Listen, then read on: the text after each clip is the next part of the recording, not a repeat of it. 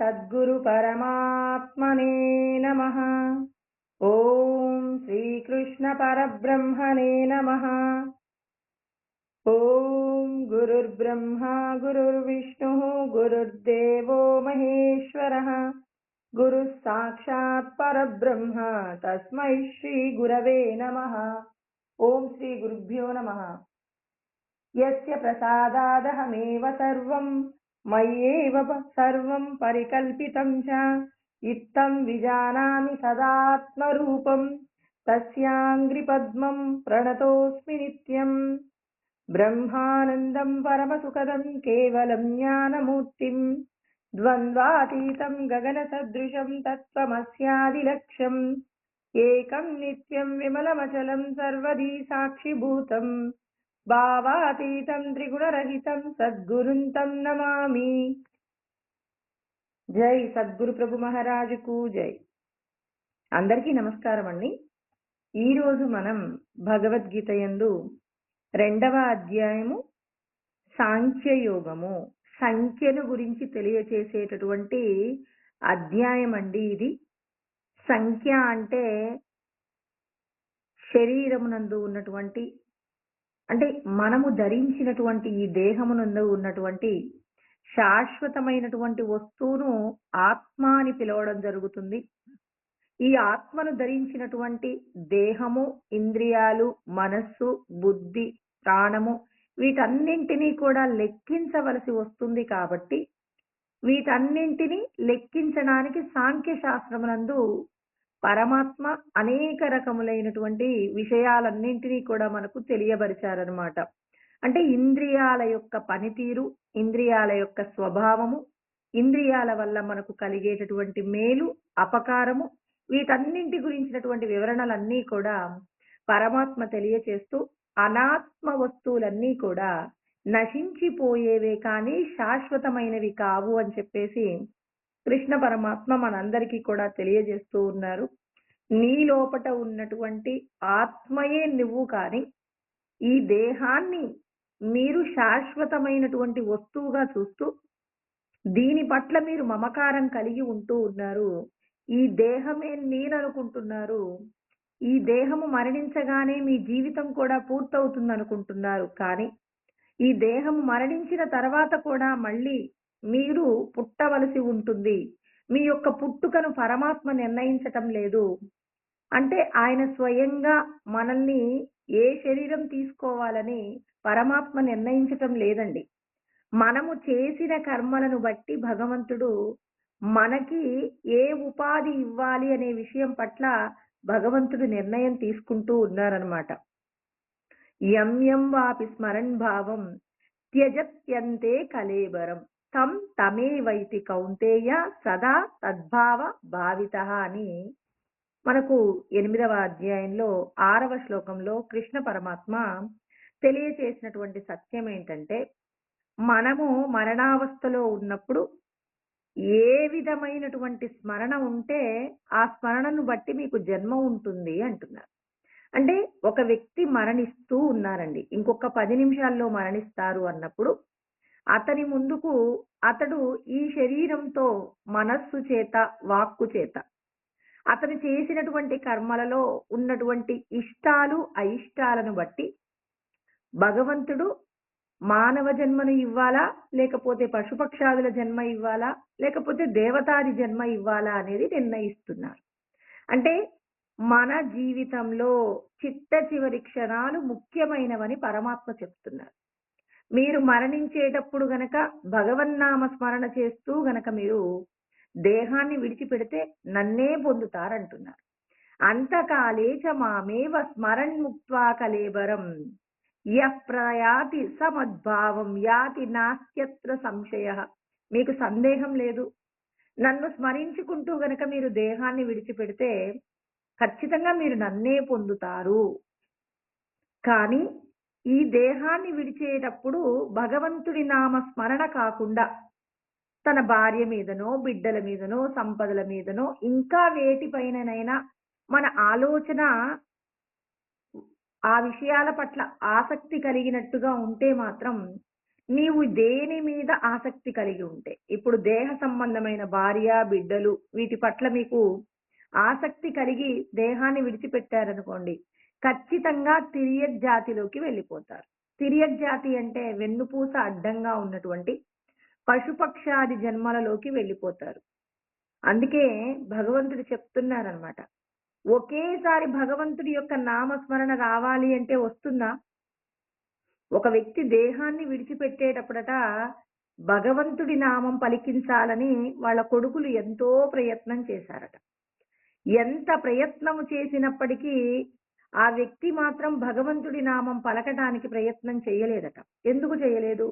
బ్రతికి ఉన్నంత కాలం ఈ దేహమే నేను అనుకుంటూ దేహ సంబంధమైన విషయాల మీద ప్రీతితో నాకు ఈ ఇల్లంటే ఇష్టం, నా భార్య అంటే ఇష్టం, నా పిల్లలంటే ఇష్టం, ఇంకా నాకున్నటువంటి బంగారపు ఆభరణాలంటే ఇష్టం, నా ఆస్తులంటే ఇష్టమని, లేకపోతే నా యొక్క కీర్తి ప్రతిష్టలంటే ఇష్టమని కొంతమంది చూడండి రిటైర్ అయిన తర్వాత చెప్తుంటారు. నేను ఆ పలానా వయసులో ఉన్నప్పుడు పలానా వాళ్ళు నన్ను ఇంతమంది గౌరవించారు. అంటే జరిగిపోయిన దేహంతో అనుభవించినటువంటి విషయాలన్నింటినీ కూడా ఒక్కొక్క దాన్ని నెమర వేసుకుంటూ ఇక మిగిలిపోయిన జీవితాన్ని గడుపుతూ ఉంటారు. పలానా సమయంలో నేను ఈ పని చేద్దామనుకున్నాను, చేయలేకపోయాను. పలానా సమయంలో నేను ఆ పని చెయ్యాలనుకోలేదు, అయినప్పటికీ కూడా చక్కగా చేశానని. అంటే శరీరానికి సంబంధించి మనము చేసినటువంటి కార్యముల గురించినటువంటి ఆలోచన చేస్తూ ఈ చిట్ట చివరి దేహాన్ని గనక మనం విడిచిపెట్టామనుకోండి, ఖచ్చితంగా మనం మానవ ఉపాధిని పొందుతామనేది గ్యారంటీగా లేదు. దేహ సంబంధమైన విషయాల యొక్క ఆలోచనను ఎవరైతే ప్రయత్నపూర్వకంగా తొలగించుకుంటారో అలా తొలగించుకున్న వారు మాత్రమే పరమాత్మను పొందుతారు.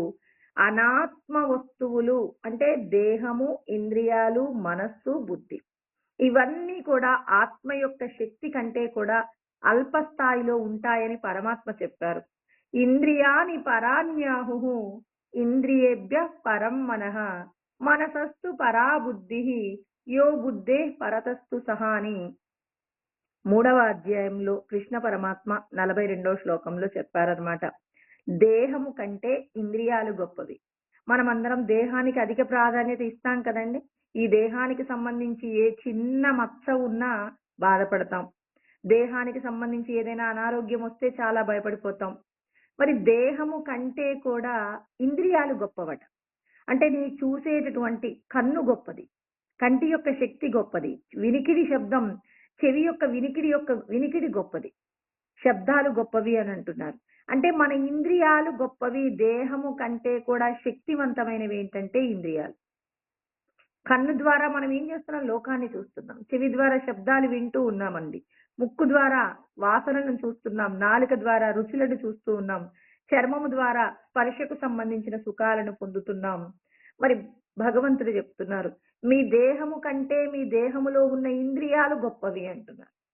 మరి ఇంద్రియాలను నడిపించేటటువంటి మనస్సు గొప్పది. ఇంద్రియాల కంటే కూడా మనస్సు గొప్పది. మన మనసు ఏం చేస్తుంది? దేహం అనేటటువంటి రథాన్ని ఎవరు నడిపిస్తున్నారు అంటే 5 ఇంద్రియాలనే గుర్రాలు నడిపిస్తూ ఉన్నాయండి. ఈ గుర్రాలకు ఉన్నటువంటి ఏదైతే ఆ కళ్ళెం ఉంటుందో, కళ్ళెం ఏంటి అంటే మనస్సు అండి. మనస్సు ఎటు వెళ్ళమంటే అటు వెళ్తాయి ఇంద్రియాలు. అందుకే ఇంద్రియానాం హి చరతాం యన్మనోను విధీయతే తదస్య హరతి ప్రజ్ఞాం వాయుర్నావమివాంబసి అని 2వ అధ్యాయంలో కృష్ణ పరమాత్మ 67వ శ్లోకంలో 67వ శ్లోకంలో చెప్పారనమాట. ఇంద్రియాలలో అంటే మనకు 5 ఇంద్రియాలు ఉన్నాయి కదండి.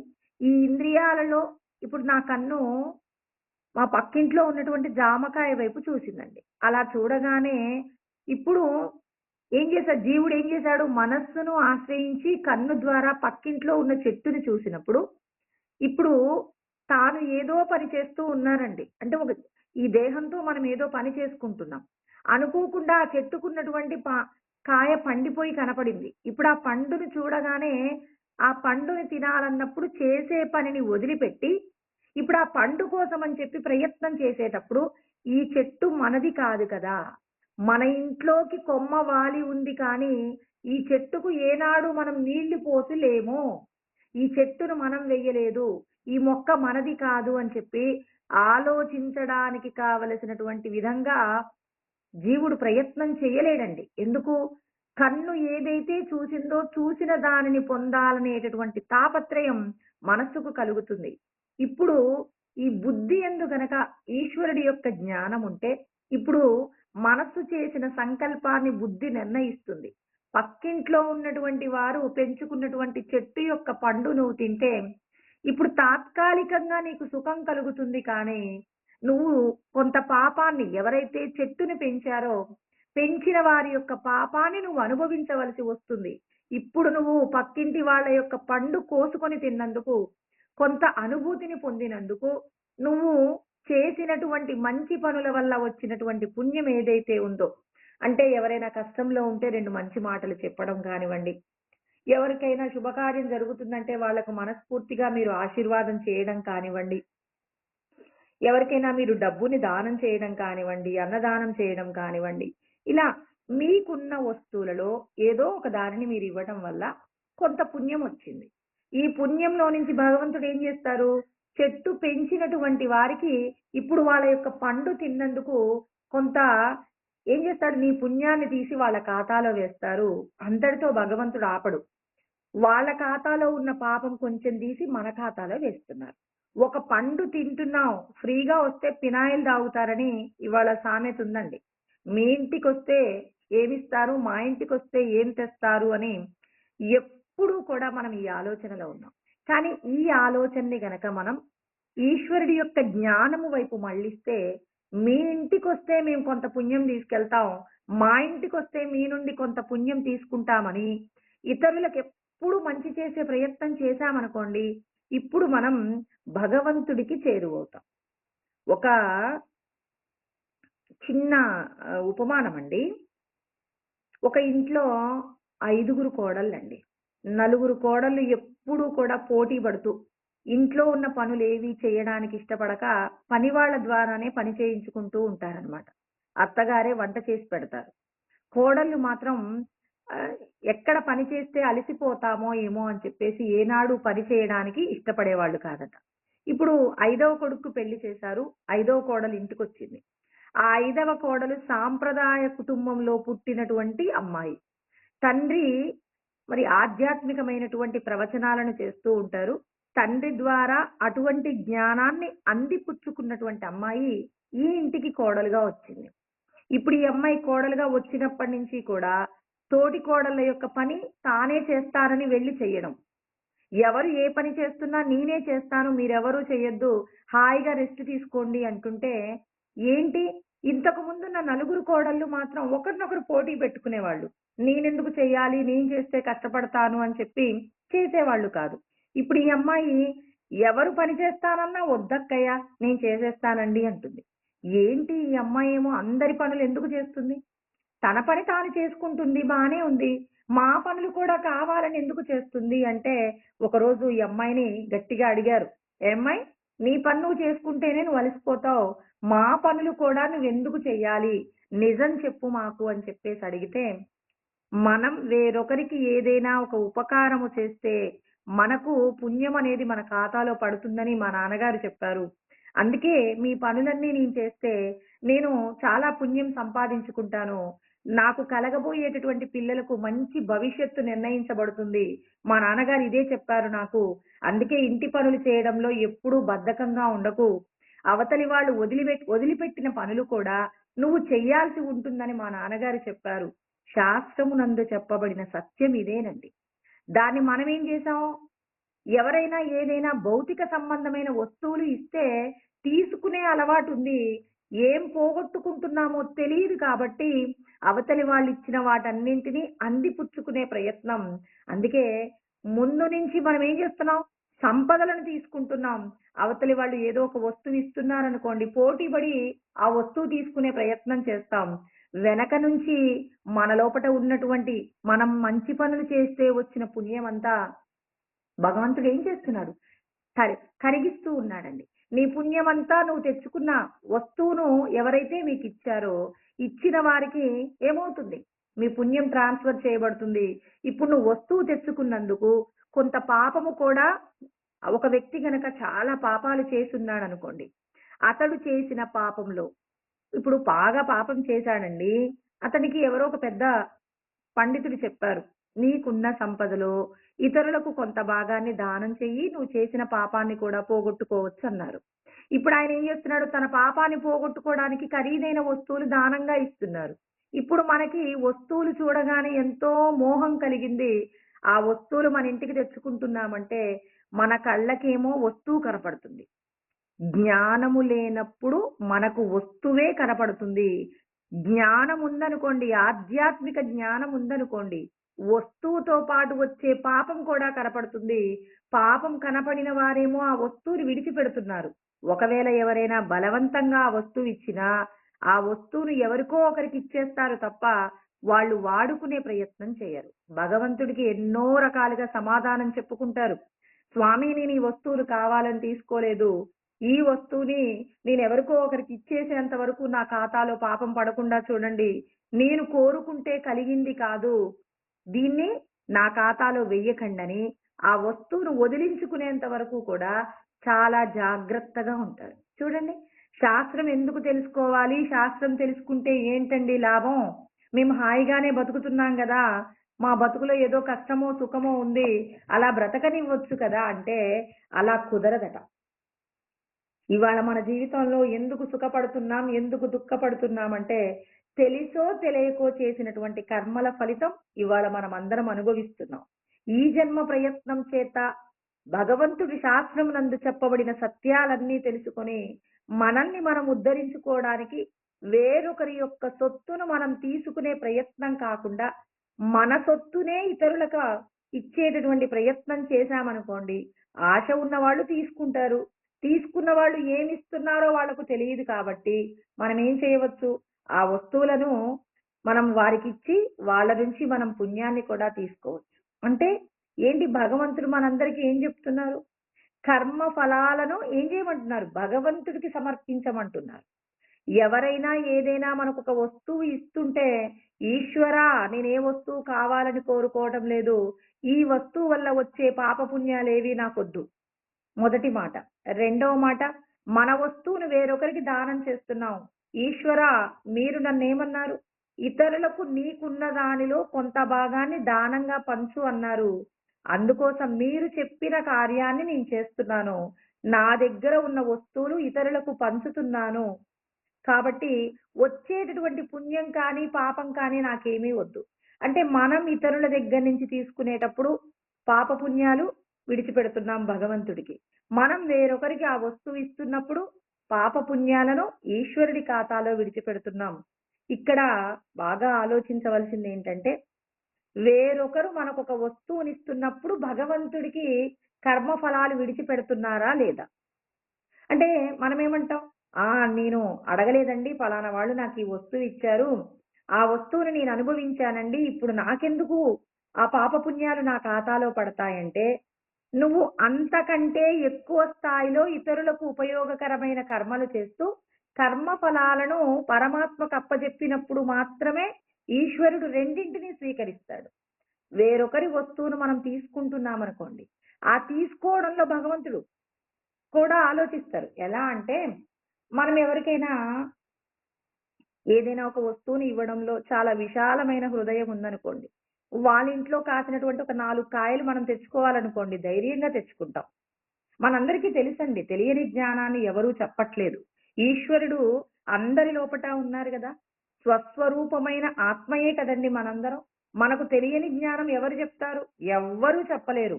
మనమే ఈశ్వరుడి యొక్క సృష్టి. మనం కూడా చెయ్యగలిగిన గొప్ప శక్తి సామర్థ్యాలు మనందరిలో ఉన్నాయి. కానీ మనం త్రిగుణాల మాయ చేత కప్పబడి ఉన్నాం కాబట్టి మన యొక్క జ్ఞానాన్ని మనం మరిచిపోయాం. అర్జునుడు కూడా అదే చెప్పారు కదా. మొదట యుద్ధం చెయ్యనన్నాడు.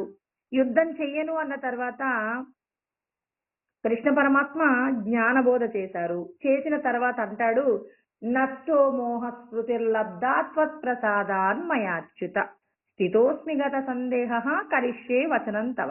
కృష్ణ, ఏం చేశావు నువ్వు?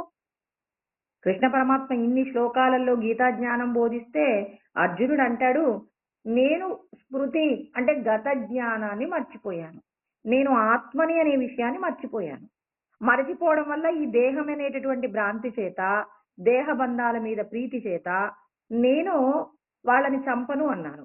నా అజ్ఞానం పోయింది, నేనెవరో నేను తెలుసుకున్నాను, ఈ దేహంలో ఉన్న ఆత్మయే నేను కానీ ఈ దేహం నేను కాదని తెలిసింది. ఇప్పుడు మీరు ఏ పని చెప్పినా చేస్తాను. నాకున్న అజ్ఞానం అంతా నీ బోధ వల్ల నాకున్న అజ్ఞానం అంతా పోయింది. ఇప్పుడు మీరు ఏ పని చెప్తే అది చేస్తాను. అందుకే శంకరాచార్యుల వారు అంటారండి, బోధో అన్య సాధనేభ్యోహి సాక్షాన్ మోక్షైక సాధనం. భగవంతుడి యొక్క జ్ఞానాన్ని ప్రబోధము ద్వారా మాత్రమే మీరు పొందాలి, అజ్ఞానాన్ని పోగొట్టుకోవాలి. మన అజ్ఞానం పోవాలి అంటే ఏం చేయాలి? ఖచ్చితంగా బోధ ద్వారా మాత్రమే సాధ్యమవుతుంది. కానీ శాస్త్రములన్నింటినీ మనం ఎంతగా అధ్యయనం చేసినా మన యొక్క అజ్ఞానాన్ని పోగొట్టుకోలేము. కాబట్టి సద్గురువుల చెంతకు చేరి సద్గురువుల ద్వారా శాస్త్రముల యందు తెలియజేయబడినటువంటి సత్యాలన్నింటినీ కూడా సవివరంగా తెలుసుకొని మనల్ని మనం ఉద్ధరించుకున్నప్పుడు ఆ పరమాత్మ మనకు బ్రహ్మానందం అనేటటువంటి సౌధాన్ని మనకు ప్రసాదిస్తారనమాట. అందుకే మనమందరము కూడా ఏం చేయాలి? ఇతరులకు ఏదైనా ఇస్తున్నాము అంటే ఫలితాన్ని ఈశ్వరుడికి సమర్పించండి. మరి ఇతరుల నుంచి ఏదైనా ఒక వస్తువు తీసుకుంటున్నాం, అది ధర్మమే అని మీ మనసు కనిపిస్తే, శాస్త్రం అంగీకరిస్తే, అంటే మీరు ఇచ్చిన దానితో పోలిస్తే మీరు తీసుకునే వస్తువు యొక్క స్థాయి తక్కువగా ఉందనుకోండి, అప్పుడు ఈశ్వరుడి యొక్క అనుమతితో తీసుకోవచ్చు.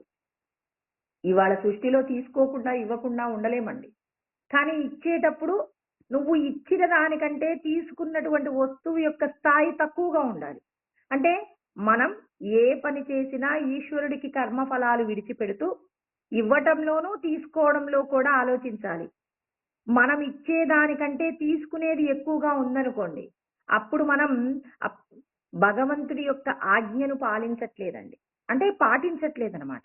భగవంతుడి యొక్క ఆజ్ఞను పాటించడం అంటే నువ్వు ఇచ్చేది ఎక్కువగా ఉండి తీసుకునేది తక్కువగా ఉండి, ఇచ్చేదాన్ని ఇస్తున్నప్పుడు ఫలితాన్ని ఈశ్వరుడికి అప్పజెప్పి, తీసుకునేటప్పుడు కూడా ఈశ్వరుడికి ఏం చేయాలి? కర్మ ఫలాలను విడిచిపెట్టినప్పుడు మనం భగవంతుడికి చేరువవుతాము. కాబట్టి ఇవాళ భగవంతుడు మనందరికీ కూడా చెప్తున్నారు. సంసారము గురించినటువంటి వివరణ మనకి వశిష్ఠుడు చెప్పినటువంటి మాట తెలుసుకుందామండి. ఏమంటున్నారంటే శ్రీరామచంద్రుడితో చెప్తున్నారనమాట. ఈ సంసారము అనేటటువంటి వ్యాధి నుండి నేను ఎలా బయటపడాలి అన్నప్పుడు వశిష్ఠుడు అంటున్నారు, కోహం కథమిదం చేతి యావన్న ప్రవిచారితం అంటున్నాడు. అంటే కో అహం అంటే నేనెవరు, కథం ఇదం ఈ జగత్ ఎక్కడి నుంచి పుట్టింది, ఈ విషయాల గురించినటువంటి విచారణ ఎవరైతే చెయ్యలేదో, చెయ్యనంత వరకు కూడా మీరు దేని నుండి బయటపడలేరట అంటే సంసారాడంబరం. చూడండి పరమాత్మ ఎలాంటి పదం వాడారు. సంసారం అనేటటువంటి ఆడంబరం, ఆడంబరం అట. ఇదొక మనం చేసేటటువంటి సంసారం గురించి వశిష్ఠుడు చెప్పినటువంటి మాట ఆడంబరాల కోసమే కదండి మనం ఈ సంసారం అంతా చేసేది. వాళ్ళు నన్ను పొగడాలి, వాళ్ళతో నేను గొప్పగా అనిపించుకోవాలి, వాళ్ళకంటే గొప్పగా ఉండాలి అని చెప్పి అనుక్షణం ఏం చేస్తున్నాం? ఇతరుల కంటే గొప్పగా జీవించేందుకు మనం బ్రతుకుతున్నామా లేదా? ఈ విషయాన్ని వశిష్ఠుడు చూడండి ఎంత చక్కగా చెప్పారో. సంసారాడంబరం తావన్ అంధకారోపమం తావత్ అంధకార ఉపమం స్థితం అన్నారు. అంటే అంధకారముతో కూడినటువంటి ఈ సంసారం అనేటటువంటి ఆడంబరాల పట్ల ఆసక్తి తగ్గాలంటే మీరందరూ సత్యాన్ని తెలుసుకోవాలి. సత్యం ఏంటి? నేనెవరు, ఈ జగత్ ఎక్కడి నుంచి పుట్టింది అంటే నేనెవరు అంటే ఎవరు? ఈ శరీరమే నేను అనుకున్నప్పుడు నా తల్లిదండ్రులు పలానా, నేను పలానా కులంలో పుట్టాను అనుకుంటున్నాం. మరి ఈ శరీరం ఒకరోజు పడిపోతుంది. పడిపోయిన తర్వాత నేను ఎక్కడికి వెళ్తాను? నేను అమ్మ కడుపులోకి రాకపూర్వం నేను ఎక్కడున్నాను? అసలు నేనెవరు? రమణులు ఈ సత్యాన్ని తెలుసుకున్నారండి. రమణులు ఒకరోజు గాఢ నిద్రలో ఉన్నప్పుడు ఈ శరీరం చనిపోతున్నట్టుగా అతనికి భావన కలిగిందట.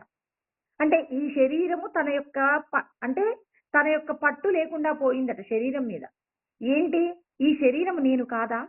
16 సంవత్సరాల వయసులో రమణులకు కలిగిన అనుభవం ఇవాళ ఆత్మానుభూతి ఎలా ఉంటుందో లోకానికి తెలియచేసినటువంటి మహానుభావుడండి రమణ మహర్షి. ఆయన అనుకున్నాడు, ఏంటి ఈ శరీరం నేను కాదా? ఈ శరీరం నా నుంచి అంటే చేతులు, కాళ్ళు అన్నీ కూడా మన మనిషి చనిపోయినప్పుడు ఎలా ఉంటాయండి? అవన్నీ కూడా శరీరంలో ఉష్ణం లేనప్పుడు శరీరం అంతా కూడా శవంలాగా మారిపోతుంది, చల్లగా మారిపోతుంది. మరి అన్నీ కూడా చేతులు, కాళ్ళు దగ్గరకొస్తూ ఉన్నాయట.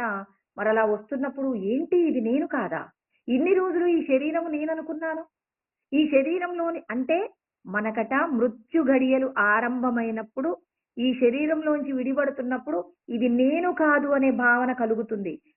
మరి మనం ముందుగానే ఈ శరీరాన్ని విడిచిపెట్టక పూర్వమే, మరణము రాక పూర్వమే నేనెవరు అని చెప్పేసి తెలుసుకునే ప్రయత్నం చేసినటువంటి వారికి భగవంతుడు శాస్త్రమునందు చెప్పబడిన సత్యాలన్నీ కూడా సద్గురువు ద్వారా మనకు అందిస్తున్నారండి. ఎలా అందిస్తున్నారు? ఈ శరీరములో నేనున్నాను. రమణులకు ఎప్పుడు కలిగింది? ఈ శరీరంలో నుంచి నేను వెళ్ళిపోతున్నాను. అంటే శరీరం నేను కాదు. మనందరికీ జ్ఞానం బోధిస్తున్నారు కదండి. మీరందరూ ఈ శరీరాలు కాదు, నేను ఆ అనుభూతి పొందాను. అంటే దేహాన్ని విడిచిపెట్టక పూర్వమే అతడికి ఆ దేహంలో నుంచి విడిపడుతున్నట్టు భావన కలిగిందట. అంటే నేను ఈ శరీరం కాదు కాబట్టి నేనుంటాను. నేను ఎవరు అసలు? అందుకే రమణులు ఏమంటారు? మీరెవరో మీరు తెలుసుకోండి. అందుకే మీరు ధ్యానమునందు నేనెవరు అని చెప్పేసి శోధన ప్రారంభించండి అంటారు. అంటే ఈ దేహములో ఉన్నటువంటి స్వస్వరూపమైన ఆత్మాని మీకు తెలిసేంత వరకు కూడా మీరేం చేయాలి? సత్య ఆత్మ గురించి శోధన చేస్తూ ఉండాలండి. ఎప్పుడైతే మనం శోధన చేస్తామో అప్పుడు మాత్రమే సత్యాన్ని తెలుసుకుంటాం. అందుకే ఈ దేహము ఎవరు? ఈ దేహం ఎక్కడి నుంచి వచ్చింది? ఎందుకు ఈ దేహం ఇలా ఎందుకుంది? మిగిలిన వాళ్ళందరికంటే ఈ దేహం ప్రత్యేకంగా ఉంది. ఎందుకు ఇలా ఉంది? మనకంటే అందరూ కూడా వేరువేరుగానే ఉంటారండి. మన బొటని వేలు యొక్క ముద్ర సృష్టిలో ఎవరికి కూడా ఉండదట. మనం ఉన్నటువంటి ఎత్తు, కొలతలు ఇవన్నీ కూడా వేరొకరికి ఎవరికి సృష్టిలో ఉండవట.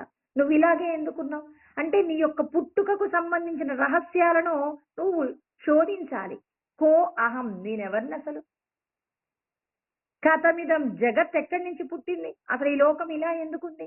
ఈ లోకాన్ని ఎవరు పుట్టించారు? ఇటువంటి విచారణ చేయాలి. ఇలాంటి విచారణ ఎప్పుడు చేయగలుగుతామండి? సద్గురువు చెప్పిన జ్ఞానము మీద నీకు విశ్వాసం ఉన్నప్పుడు నువ్వు చేయగలవు. అంటే నువ్వు విచారణ చెయ్యాలంటే ఇక్కడ ఏం తెలియాలి నీకు? సద్గురువు నీకు జ్ఞానబోధ చేసి ఉండాలి. నీవెవరు? నీవు ఆత్మస్వరూపమే కానీ నువ్వు ఈ శరీరం కాదు అని సద్గురువు చెప్పినటువంటి జ్ఞానము ఏదైతే ఉందో ఆ జ్ఞానాన్ని నువ్వు నిరంతరము విశ్వసించి నువ్వు పరిశోధన ప్రారంభించాలి. అలా పరిశోధన చేస్తున్నప్పుడు ఏం తెలుస్తుంది? రమణులకి ఏం తెలిసింది? ఈ శరీరము నేను కాదు అనే సత్యం తెలుసుకున్నాడు. అలా తెలుసుకున్నటువంటి వెంటనే ఆయన ఏం చేశాడు? ఆ దేహాన్ని పట్టుకొని, అంటే దేహంలోనే ఉన్నాడు ఆయన, కానీ ఆ అనుభవం తెలిసింది. ఆ అనుభవం మనందరికీ కూడా అనుభవం తెలియాలి అంటే రమణులు మరి సాక్షాత్తు మరి కుమారస్వామి అని చెప్పేసి చెప్తారు. అంటే మన అందరికీ సత్యాన్ని తెలియజేసే ప్రయత్నంగా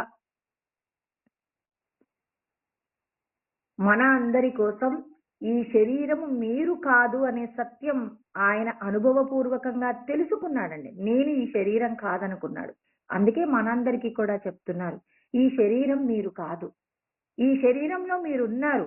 ఈ శరీరంలో కొంతకాలం ఉండడానికి భగవంతుడి యొక్క అనుమతి ఉంది. ఎందుకు భగవంతుడు పర్మిషన్ ఇచ్చారు?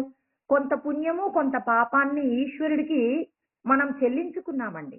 కొంత పుణ్య పాపాలను ఆయనకి చెల్లించుకుంటే మనకి ఈ శరీరం కొద్ది రోజులు ఈ శరీరంలో ఉండడానికి పర్మిషన్ ఇచ్చారు. మరి ఇంటి ఓనర్ ఎప్పుడైనా ఇల్లు ఖాళీ చేయమంటారు కదా. ఇల్లు ఖాళీ చెయ్యమని ఈశ్వరుడు చెప్పే లోపు నీవెవరో నువ్వు తెలుసుకొని నువ్వు నీ యొక్క స్వస్థలానికి నువ్వు వెళ్ళవలసి ఉంటుంది. మనం కూడా ఒక ఇంట్లో కిరాయికి రెంట్కున్నాం అనుకోండి, ఏదో ఒక రోజు మన సొంత ఇంటికి వెళ్ళిపోవాలనే ఆలోచన ఉంటుంది కదా. సొంత ఇల్లు అంటే ఈ శరీరానికి సంబంధించి ఒక ఇంట్లో మీరున్నప్పుడు వేరొక సొంత ఇంటిని కట్టుకునే ప్రయత్నం చేస్తారు. ఆ ఇంట్లో మీరు పర్మనెంట్ గా ఉంటారా? ఏదో ఒక రోజు మనం ఈ శరీరాన్ని విడిచిపెడతాం కాబట్టి ఆ శరీరానికి ఆ ఇంటికి ఏ సంబంధం లేదు. కానీ ఈ శరీరము పాంచభౌతికమైన ఈ దేహమునందు మనం మన ఇంటి అడ్రస్ గనక మనం కనుక్కుంటే శాశ్వతంగా ఇక బ్రహ్మమును చేరుకొని పరమానందాన్ని పొందవచ్చు. అలా కాకపోతే మళ్ళీ మళ్ళీ అనేక జన్మలు పొందాలట. ఎన్నో రకాలైనటువంటి 84 లక్షల రకాల ఉపాధులున్నాయి. ఇందులో అసలు మనకు తెలిసినటువంటి ఉపాధులలో ఒక 4 లక్షల రకాల ప్రాణులు మనకు తెలుసా అండి? ఈ వేటినో కొన్నింటిని చూస్తూ ఇవే ఇక భూమి మీద జీవిస్తున్నాయి అంటున్నాం. 84 లక్షల రకాల ఉపాధులలో శ్రేష్టమైన ఉపాధి, నిన్ను నువ్వు తెలుసుకోగలిగిన ఉపాధి మానవ ఉపాధి. ఈ మానవ ఉపాధిలో మనమందరం ఏం చేస్తున్నాం? సంసార ఆడంబరం తావత్ అంధకారోపమం స్థితం.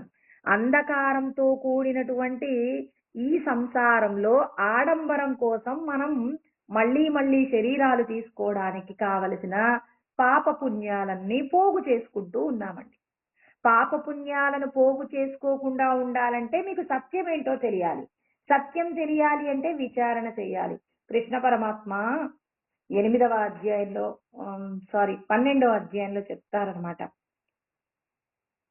8వ శ్లోకం 7వ శ్లోకంలో అంటారండి, తేషామహం సముద్ధర్త మృత్యు సంసార సాగరాత్.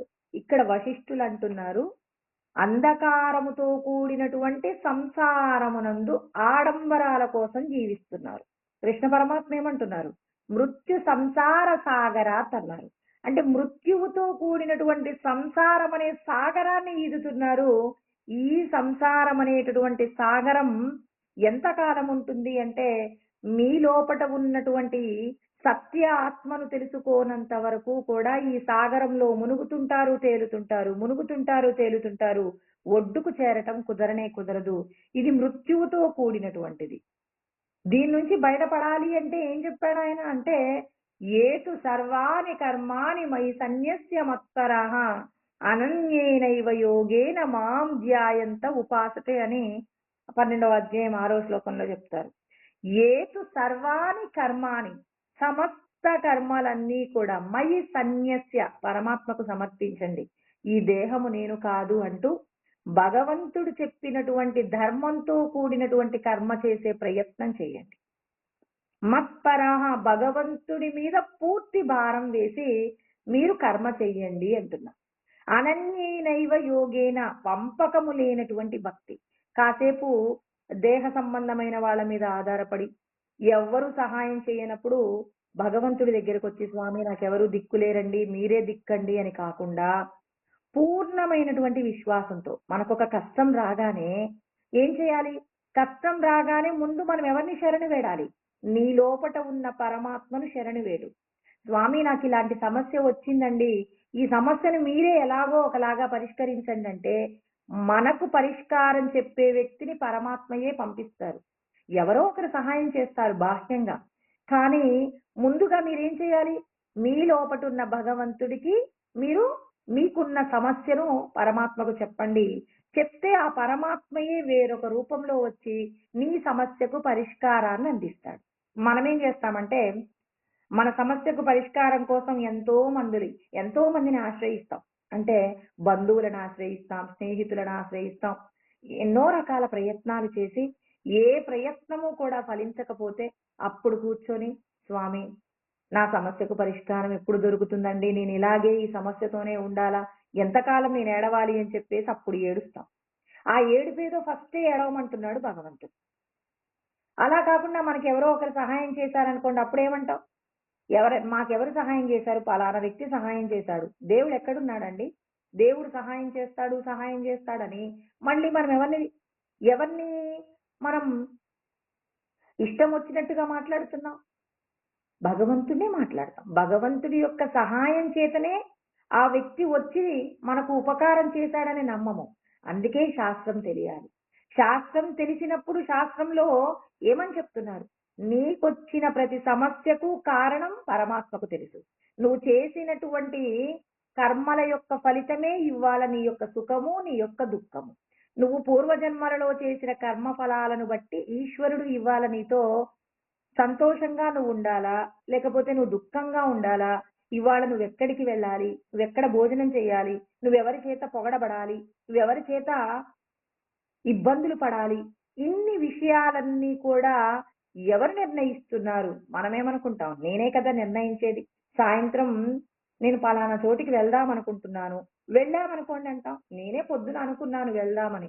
వెళ్ళలేకపోయామనుకోండి, వెళ్దాం అనుకున్నాంలే కానీ మధ్యలో వేరే ఏదో పని వచ్చింది, వెళ్ళిపోయాం. అంటే ఎంతసేపు నేను చేస్తున్నాననే కర్తృత్వాన్ని మన మీద వేసుకొని కర్మ చేస్తున్నాం. కానీ ఈ కర్మలన్నింటినీ నేను పూర్వజన్మలలో చేసినటువంటి పాపపుణ్యాలను బట్టి భగవంతుడే నిర్ణయిస్తున్నారని భగవంతుడి మీద భారం వేసి ప్రతి కర్మ యందు పరమాత్మను చూస్తూ పరమాత్మ చేత నిర్ణయింపబడుతుందని భగవంతుడికి మనకు సంతోషం కలిగితే కృతజ్ఞత చెప్తూ, మనకు కష్టం వస్తే భగవంతుడికి క్షమాపణ చెప్తూ, ఈ జన్మ ప్రయత్నం చేత భగవంతుడు జీవించమనిన విధంగా, అంటే శాస్త్రం అంగీకరించిన విధంగా మనం కర్మ చేస్తూ మనల్ని మనం ఉద్ధరించుకునేటటువంటి ప్రయత్నం చేయాలి. అందుకే మృత్యు సంసార సాగరాత్ అంటున్నారు. పంపకము లేని భక్తి అంటే భగవంతుడు తప్ప నన్ను రక్షించగలిగిన ప్రాణి ఈ లోకంలో ఏదీ లేదు. నీకెవ్వరైనా సహాయం చేయనివ్వండి, ఈశ్వరుడే నాకు సహాయం చేశారు. ఎవరైనా మిమ్మల్ని కష్టపెట్టనివ్వండి, ఈశ్వరుడే నాకు కష్టాన్ని ఇచ్చారని ప్రతి విషయంలో భగవంతుడి మీద గనక మనం భారం వేయగలిగి కర్తృత్వాన్ని పరమాత్మకు అర్పిస్తే అప్పుడు మీ యొక్క పాపములు, మీ యొక్క సుఖములు అన్నింటినీ ఈశ్వరుడి ఖాతాలో వేస్తున్నప్పుడు ఈశ్వరుడు తనను చేరుకోవడానికి కావలసినటువంటి మార్గాన్ని సుగమం చేస్తారు పరమాత్మ. అందుకే పరమాత్మ ప్రతి ఒక్కరికి చెప్తున్నారు, శాస్త్రం తెలుసుకోండి.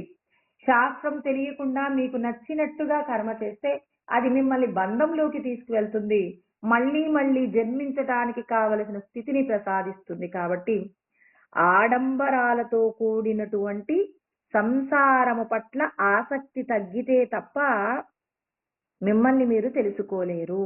అలా తెలియాలి అంటే మీరెవరో తెలియాలి, ఈ జగత్ ఎక్కడి నుంచి పుట్టబడింది, మనం పూర్వజన్మలలో చేసినటువంటి కర్మ ఫలాలన్నీ ఈ జన్మలో మనం అనుభవిస్తున్నామని, ఈ శరీరాలన్నీ శాశ్వతం కాదని, శరీరంలో ఉన్నటువంటి ఆత్మ స్వరూపమే సత్యమని, ఈ జగత్తంతా కూడా మిథ్య అనే విషయాన్ని గ్రహించండి అని ఇక్కడ కృష్ణ పరమాత్మ జాతస్య హి ధ్రువో మృత్యు ధ్రువం జన్మ మృతస్య చ తస్మాదపరిహార్యేద్దే నత్వం శోచితుమర్హసి అంటారు.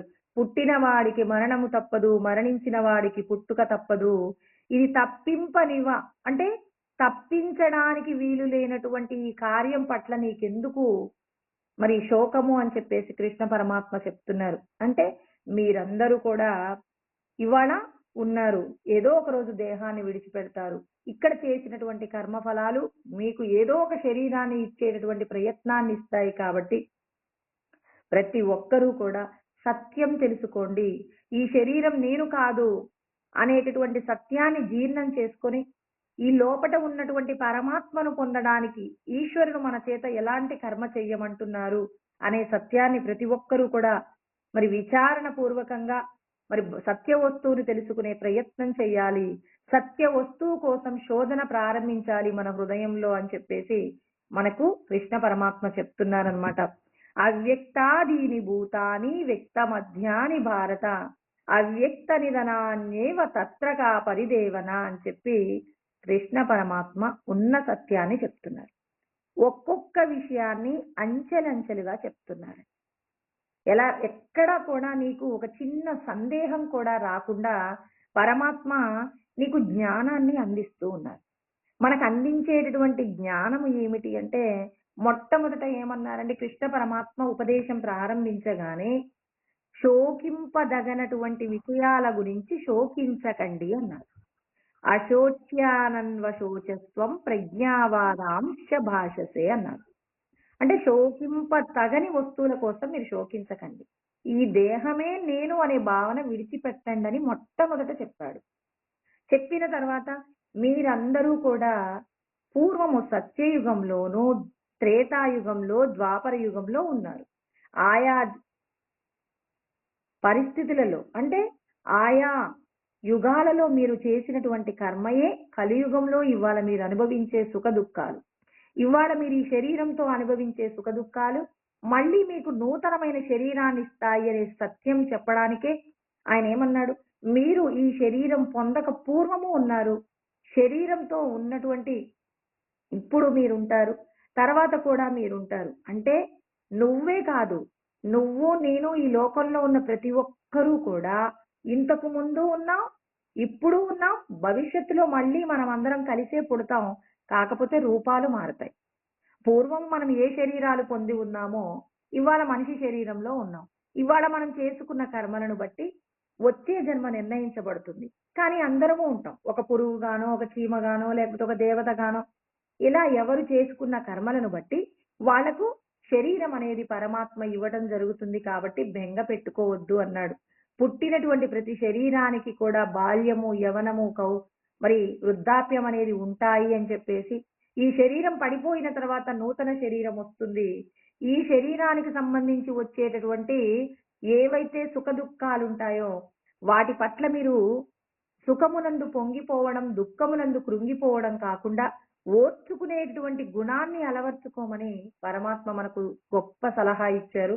ఎవరైతే ఓర్చుకుంటారో యం హిన వ్యదయంతే పురుషం పురుషర్షభ సమదుఃఖ సుఖం ధీరం సోమృతత్వాయ కల్పతే అన్నారు. ఎవరైతే ఇంద్రియాల వల్ల మనకు కలిగేటటువంటి సుఖము, దుఃఖము, మనకి ఇష్టం లేని ఆహారం తిన్నామనుకోండి ఎంత దుఃఖం కలుగుతుందండి. ఇష్టం లేని వాళ్ళని మనం కాసేపు ఎదురుగా ఉండి చూడాల్సి వచ్చిందనుకోండి ఎంత బాధపడతాం. ఇష్టం లేని మాటలు వింటున్నామంటే ఎంత బాధపడతామండి. ఇష్టమైన విషయాలను అనుభవిస్తున్నప్పుడు ఎంత సంతోషపడతాం. ఇవి రెండూ ప్రమాదకరమే.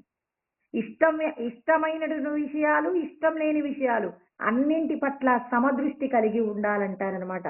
నద్వేష్టి సంప్రవృత్తాని న నివృత్తాని కాంక్షతి అంటారు. మీకు సంప్రాప్తించిన దాని యందు ఇది ఎందుకు వచ్చింది, ఇవాళ మా ఇంటికి వీళ్ళు ఎందుకు వచ్చారని వాళ్ళని ద్వేషించకండి. మీరు కోరకుండానే వచ్చినటువంటి సుఖాన్ని చూసి అబ్బా నాకు కాకపోతే ఇటువంటి సుఖం ఎవరికి వస్తుందని ఆ సుఖాన్ని చూసి పొంగిపోమాకండి. వీటి పట్ల ఎలా ఉండాలి, ఉదాసీనవదాసీనో గుణైర్యో న విచాల్యతే. వీటి యందు ఎలా ఉండాలి అంటే మనం ఉదాసీనంగా ఉండాలి. ఉదాసీనంగా అంటే ఇప్పుడు మనం ఎవరింటికైనా వెళ్ళామండి, అక్కడ జరుగుతున్న పరిస్థితులన్నీ మనం గమనిస్తున్నాం.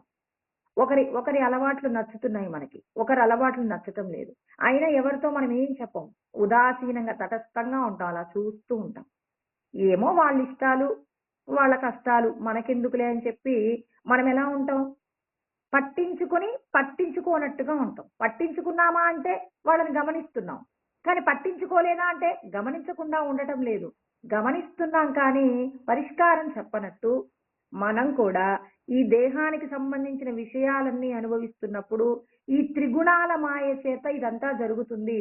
ఈ త్రిగుణాల మాయకు సంబంధించి ఇది మాయ, ఇది నేను కాదని మన ఇంట్లోనే, అంటే ఈ శరీరానికి సంబంధించి జరుగుతున్న కార్యాలన్నీ మన ఇంట్లోనే మనం అతిథిగా ఉండడం అలవాటు చేసుకోవాలని పరమాత్మ చెప్తున్నారు. కానీ చెప్పడంలో ఎంత సులభంగా ఉందండి, కానీ ఆచరించడం కుదురుతుందా?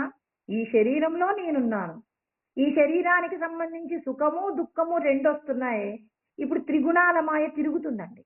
సుఖము రాగానే లోపట ఉన్నటువంటి త్రిగుణాలలో ఇప్పుడు తమో గుణం బయటకు వస్తుంది. అబ్బా ఇంతటి సుఖం అనుభవిస్తున్నాను, నాకంటే గొప్పగా ఎవడు బతుకుతున్నాడని తమో గుణం బయటకు వచ్చింది అనుకోండి. ఇప్పుడు ఏం చేయాలి, బుద్ధి యందు అమృతం అనేటటువంటి జ్ఞానాన్ని పోసామనుకోండి. ఇప్పుడు అంటుంది నోర్మోయి అలా అనకూడదు, ఈ సుఖం ఎందుకు వచ్చింది, పూర్వజన్మల్లో చేసిన పుణ్యానికి భగవంతుడు ఇవాళ ఈ సుఖాన్ని ఇచ్చాడు. ఈ సుఖమునందు నువ్వు పొంగిపోయినట్లయితే నీకు ప్రమాదం వస్తుంది. ఈ సుఖము శాశ్వతం కాదనే సత్యాన్ని మనసుకు చెప్పినప్పుడు మనసు ఏం చేస్తుంది, మరి సత్వగుణంలోకి మారిపోయేలాగా ప్రయత్నం చేస్తుంది. నాకు భగవంతుడు కొంత ఐశ్వర్యం ఇచ్చారు, కలిసి వచ్చిందండి, పిల్లవాడికి పెద్ద ఉద్యోగం వచ్చింది, ఓ 10 లక్షల రూపాయలు సంవత్సరానికి ప్యాకేజ్ వచ్చింది. అబ్బో మేము ఎప్పుడు అనుకోలేదు 2 లక్షల ప్యాకేజ్ వస్తే చాలు అనుకున్నాం, 10 లక్షలు వచ్చింది. వెంటనే ఈశ్వరా మేము కోరుకున్న దానికంటే కూడా అధికమైన ఫలితాన్ని ఇచ్చారని పరమాత్మకు కృతజ్ఞతలు చెప్పి వచ్చిన దానితో మనం అహంకరించకుండా పరులకు ఉపకారం చేయడానికి ఈశ్వరుడు మాకు కొంత అవకాశం ఇచ్చారని దైవ సంబంధమైనటువంటి కార్యాలను వచ్చిన జీతం అంతా భగవంతుడు ఖర్చు పెట్టమని చెప్పరండి. మనం కోరుకున్న దానికంటే అధిక ఫలితాన్ని పొందినందుకు ఇదివరకు మనము చెల్లించే దానికంటే అంటే పరులకు చేసే ఉపకారంలో కొంత భాగాన్ని మనం ఏం చేయాలి, ఆ స్థాయిని పెంచి ఇంకా మనం చేసేటటువంటి మంచి పనులను పెంచుతూ పోయినప్పుడు ఈశ్వరుడికి నచ్చుతామన్నమాట. అంటే భగవంతుడికి నచ్చేటటువంటి కార్యాన్ని మనం అనుక్షణం చేస్తూ ఉండాలి. భగవంతుడికి కృతజ్ఞత చెప్పుకుంటూ మనం జీవించాలే తప్ప మా పిల్లవాడికి కాబట్టి ఇంత పెద్ద ఉద్యోగం వచ్చింది కానీ వాళ్ళ పిల్లవాడికి వస్తుందా అండి అంటే మనం ఏం చేస్తున్నాం, మనకు కలిగిన అదృష్టాన్ని వేరొకరికి శాపంలా మార్చకూడదండి. పరమాత్మకు నచ్చనిది అదేనమాట. పరమాత్మ ప్రతి ఒక్కరికి చెప్తున్నారు, మీరందరూ కూడా ఎలా ఉండాలి, సమదృష్టితో ఉండాలి. ఇదంతా కూడా గుణములతో కూడికయే కానీ నేను సత్య స్వరూపమైన ఆత్మను, నాకు ఈ దేహానికి సంబంధించిన కర్మలన్నీ నాకు అంటవు అని. ఇప్పుడు నువ్వేం చేయాలి, దేహానికి సంబంధించి ఈ త్రిగుణాల మాయ ఎలా జరుగుతుందో నువ్వు సాక్షిగా ఉండి గమనించాలి.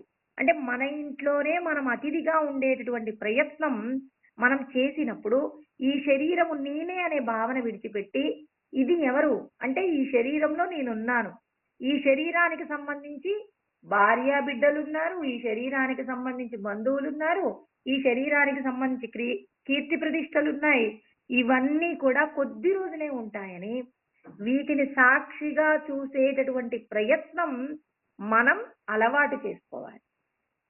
ఒకేసారి వస్తుందా, జీవన్ముక్తులకే వస్తుంది కానీ మనకి కూడా రావచ్చు. ఎలా వస్తుందంటే నువ్వు ప్రయత్నం చేయాలి. ఈ దేహానికి సంబంధించి వచ్చే సుఖ దుఃఖములను గమనించు. సుఖమునందు ఏ విధంగా ప్రవర్తిస్తున్నారు అంటే నీ యొక్క మనస్సు ఏ విధంగా ప్రవర్తిస్తుంది అంటే ఇందాక నేను చెప్పాను కదండి, మనసు కళ్ళెమైనప్పుడు ఇక్కడ ఆ కళ్యాన్ని పట్టుకునేటటువంటి సారథి ఎవరు కావాలి, బుద్ధి కావాలి. అందుకే కృష్ణ పరమాత్మ అర్జునుడికి రథసారథిగా ఉన్నారు. కాబట్టి ఇప్పుడు అర్జునుడికి కలిగినటువంటి ఏదైతే దేహబంధాల మీద మోహం కలిగిందో ఆ మోహాన్ని పోగొట్టేందుకు కృష్ణ పరమాత్మ రథసారథిగా ఉండి అర్జునుడి యొక్క అజ్ఞానాన్నంతా పోగొట్టారు. నువ్వు దేహము కాదు, దేహమే అనేటటువంటి భ్రాంతి చేత మరి అక్కడ ఉన్నటువంటి వాళ్ళందరినీ చూసి నా బంధువులు అనుకుంటున్నావు. వీళ్ళందరూ కూడా ఎవరు, నీ నుంచి సృష్టింపబడినటువంటి వాళ్ళే. ఇప్పుడు వేరుగా ఏమన్నా చెప్పారండి, వాళ్ళు నీ బంధువులు కాదు, వాళ్ళు నీకు శత్రువులని కృష్ణ పరమాత్మ చెప్పారా? సత్యం చెప్పారు. వీళ్ళందరూ కూడా నీవు ఆత్మవని తెలుసుకున్నప్పుడు ఈ సృష్టి అంతా నీదే అవుతుంది. నీ పిల్లలలో తప్పు చేస్తే నువ్వు శిక్షిస్తావా, వాళ్ళని దాచిపెడతావా, వాళ్ళని రక్షించే ప్రయత్నం చేస్తావా? మన పిల్లలలో ఎవరైనా తప్పు చేస్తే మనం ఏం చేస్తాం, ఖచ్చితంగా మనం శిక్షించే ప్రయత్నం చేస్తామా లేదా? అంటే మన పిల్లవాడిని అయితే మనం శిక్షించవచ్చు, అంతేగాని వేరొకరు వచ్చి మన పిల్లవాడిని ఏదైనా అంటే మాత్రం అయ్యో మా పిల్లవాడి మీద ఏంటండి మీరు, మీ రుబాబ్ ఏంటి అని చెప్పేసి అవతలి వాళ్ళ మీద మనం యుద్ధం చేస్తామండి, అంటే గొడవ పెట్టుకుంటాం. అంటే ఇక్కడ సత్యమే చెప్పారు కదండి కృష్ణ పరమాత్మ, తేల్చి చెప్పిన సత్యం ఏంటంటే దుర్యోధనుడు నీకు శత్రువు అని చెప్పాడా, దుర్యోధనుడు కూడా నీ యొక్క సృష్టిలో భాగమే అని చెప్పాడా? గొప్ప సత్యం అండి ఇది. సృష్టిలో భాగమే. నీ పిల్లవాడు తప్పు మీద తప్పు చేస్తుంటే ఆ తప్పును సరిదిద్దే ప్రయత్నం నువ్వు చేయడం ఎంత నిజమో, ఎంత కరెక్టో, అదే విధంగా ఇప్పుడు అర్జునుడికి కూడా జ్ఞానబోధ తెలియచేశారనమాట. నీ సృష్టిలో ఉన్నటువంటి వాళ్ళు పాపపు కార్యములు చేస్తూ జీవిస్తే నువ్వు వాళ్ళని అంగీకరించగలవా అనేటటువంటి సత్యాన్ని బోధ చేశారు. చూడండి, మనకి రోజు రోజుకి కృష్ణ పరమాత్మ మనం చేసేటటువంటి కర్మలలో ఉన్నటువంటి లోటేంటో చెప్తున్నారండి.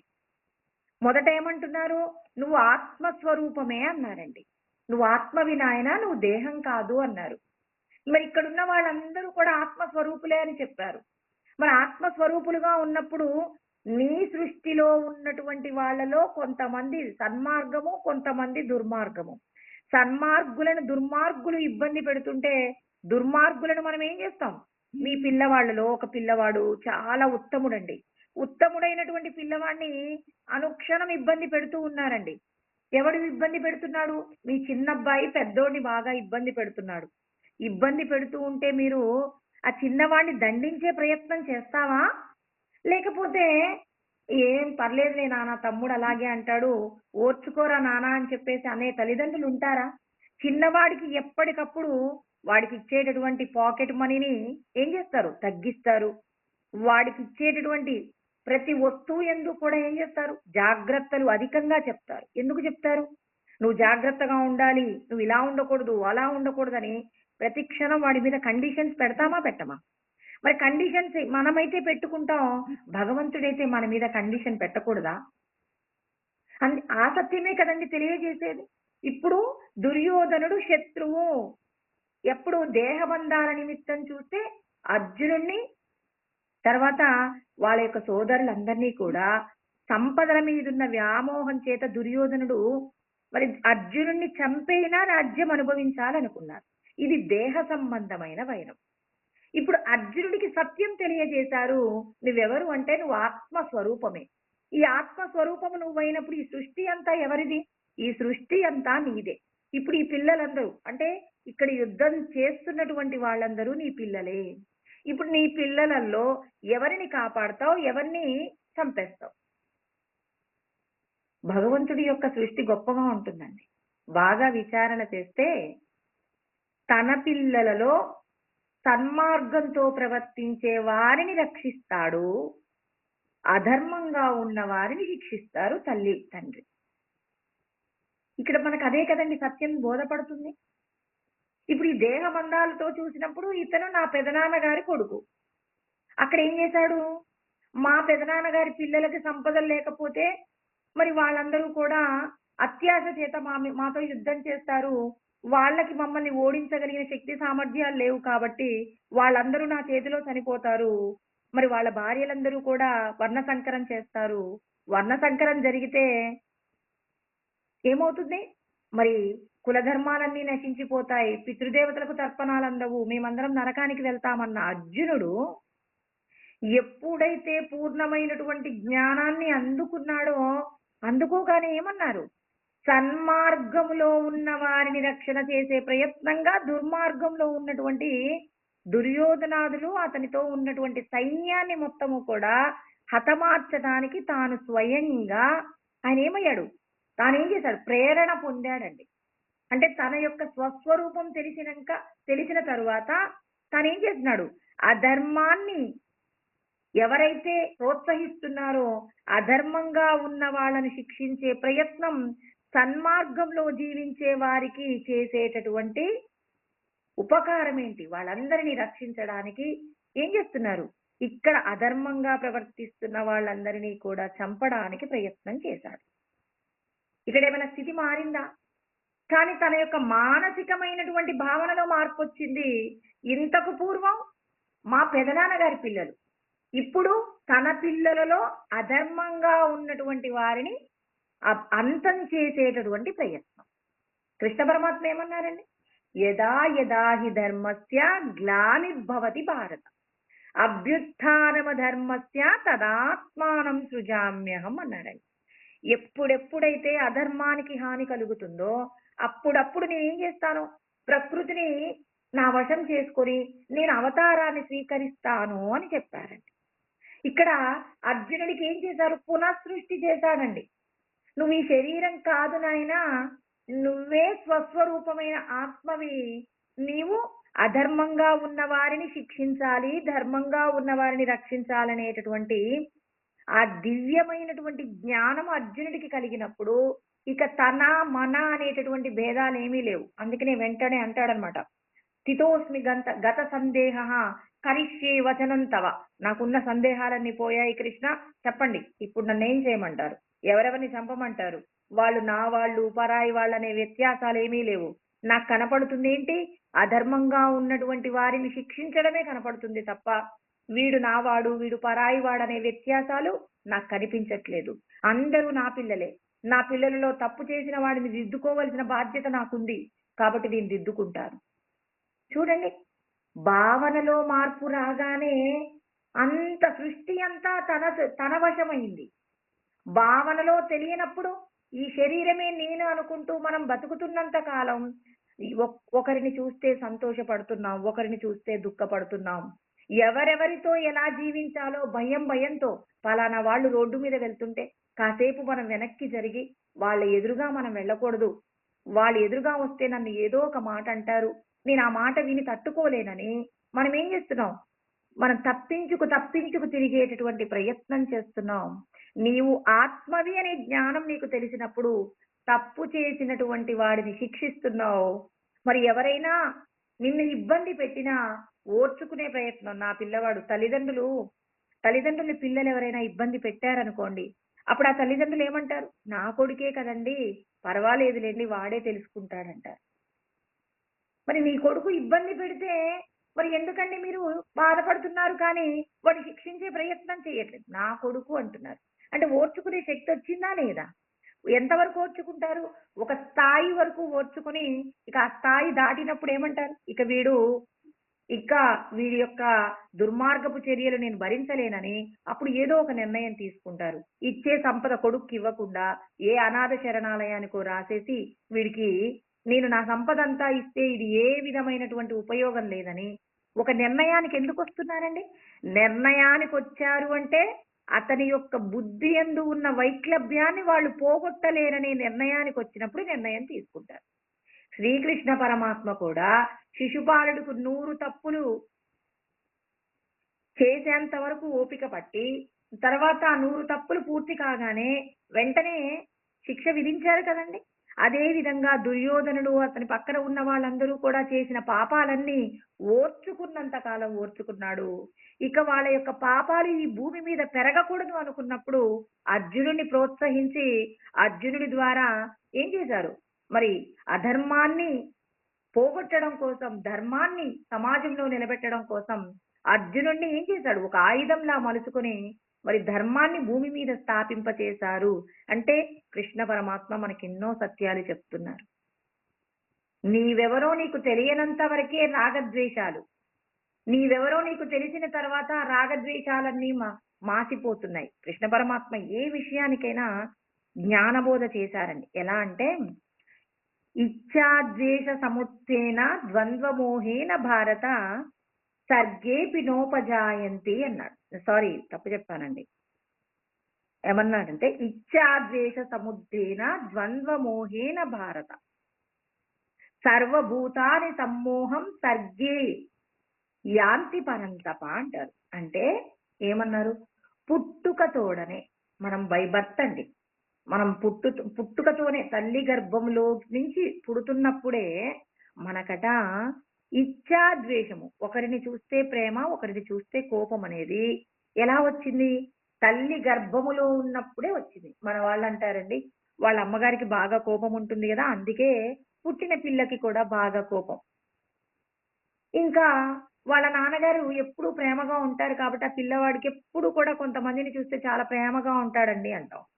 మరి భగవంతుడు ఏమంటున్నారు వినండి. తల్లిదండ్రుల యొక్క కోపాలు, తల్లిదండ్రుల యొక్క ప్రేమలే పిల్లవాడికి వచ్చాయా? వాడికి పుట్టుకతోనే పూర్వజన్మ సంస్కారాల చేత కోపము, ద్వేషము, ప్రేమ ఇవన్నీ కలిగాయా? జ్ఞానం తెలుసుకుంటున్నప్పుడు ఏం తెలుస్తుందండి? మనము పూర్వజన్మలలో చేసినటువంటి సంస్కారాల ప్రకారంగా మనకు పుట్టుకతోడనే ఈ జన్మలో ఇప్పుడు మనకి ఇంట్లో ఉన్నటువంటి మేనమామలు ఇద్దరుంటే ఆ పిల్లవాడు ఒకడితో ప్రేమగా ఉంటాడు. ఇంకొకరిని చూస్తే వాడి దగ్గరికి వెళ్తే ఏడుస్తాడండి, వెక్కి ఏడుస్తాడు. వాళ్ళ పెదమామయ్య చాలా బాగా చూసుకుంటాడు, వాడికి ఇష్టం ఉండదు. అంటే ఏం జరుగుతుందండి? ఒకరంటే ఇష్టం, ఒకరంటే ద్వేషం ఎందుకుంది? పూర్వజన్మలో వాడికి వాళ్ళ పెదమామయ్య వైరం అనుకోండి, ఇప్పుడు వాడి దగ్గరికి వెళ్ళడు. ఒకవేళ చిన్న మామయ్యతో ప్రేమ ఉందనుకోండి, చిన్న మామయ్య చీ పోరా నా దగ్గరికి రాకు అన్నా వీడెప్పుడు చిన్న మామయ్య దగ్గరికి వాళ్ళ మామయ్య పాదం పట్టుకుంటాడు. అరే నీ పాదాలు పట్టుకుంటున్నాడు రా వాడు, ఎత్తుకోరా అంటే ఓక్క నేను ఎత్తుకోనంటాడు. ఎందుకు జరుగుతుంది ఇదంతా? ఇదంతా ఏంటంటే మనం పుట్టుకతోనే జరుగుతుందండి. తల్లిదండ్రుల నుంచి వచ్చిందని మనం ఏం చేస్తున్నాం? భ్రమపడుతూ ఉన్నాం. కృష్ణ పరమాత్మ ఏమంటున్నారు? చూడండి కావాలంటే. ఎన్నవ అధ్యాయం అంటే 7వ అధ్యాయంలో కృష్ణ పరమాత్మ 27వ శ్లోకంలో చెప్పిన సత్యాన్ని ప్రతి ఒక్కరూ కూడా భగవద్గీతను తెరచి పరిశీలన చేయండి. పరమాత్మ చెప్పిన సత్యాన్ని 1కి 4 సార్లు విచారణ చెయ్యండి. పుట్టుక తోడనే మనకు ఇచ్ఛా, ద్వేషం అనేవి కలిగినవి. సర్వభూతాని కేవలం మనుషులకే వచ్చాయా? కాదు. సమస్త ప్రాణికోట్లలో కూడా పుట్టుక తోడనే వీళ్ళకు ఇచ్ఛా, ద్వేషం. ఒకరి మీద ప్రేమ, ఒకరి మీద వైరం. ఇప్పుడు పాముకు పుట్టుకతోనే ఏమవుతుంది? ముంగీస మీద వైరం, గద్దతో వైరం ఉంటుంది. అది పుట్టుకతోనే వచ్చిందండి. కొన్ని కుక్క పిల్లలు పక్క పక్క ఇంట్లో ఉంటేనే ఎంత కొట్టుకుంటాయి. మరి ఎక్కడో బయట నుంచి వచ్చినటువంటి ఊర కుక్కతో ఇది స్నేహం చేస్తుంది కానీ పక్కింట్లో ఉన్న కుక్క పిల్లతో స్నేహం చేయడానికి ఇష్టపడదు. అది ఎప్పుడు బయటకు వచ్చినా గట్టిగా అరుస్తుంది. అవసరమైతే వెళ్ళి రెండు కూడా గొడవ పడతాయి. ఎందుకు గొడవ పడుతున్నాయండి? ఇవన్నీ పుట్టుకతోనే వస్తున్నాయట వైరాలన్నీ. ఎన్ని సత్యాలు చెప్తున్నారండి కృష్ణ పరమాత్మ. నీకు వైర భావము, అందుకే ఒకరిని చూస్తే మాట్లాడాలనిపిస్తుంది. ఒకరిని చూస్తే ఎందుకో వాళ్ళు ఎన్ని మంచి పనులు చేసినా వాళ్ళతో మాట్లాడాలనిపించదు నాకంటారు. నిన్నెప్పుడైనా ఏమైనా అన్నారా అంటే, ఎప్పుడూ నన్నేమీ అనలేదు.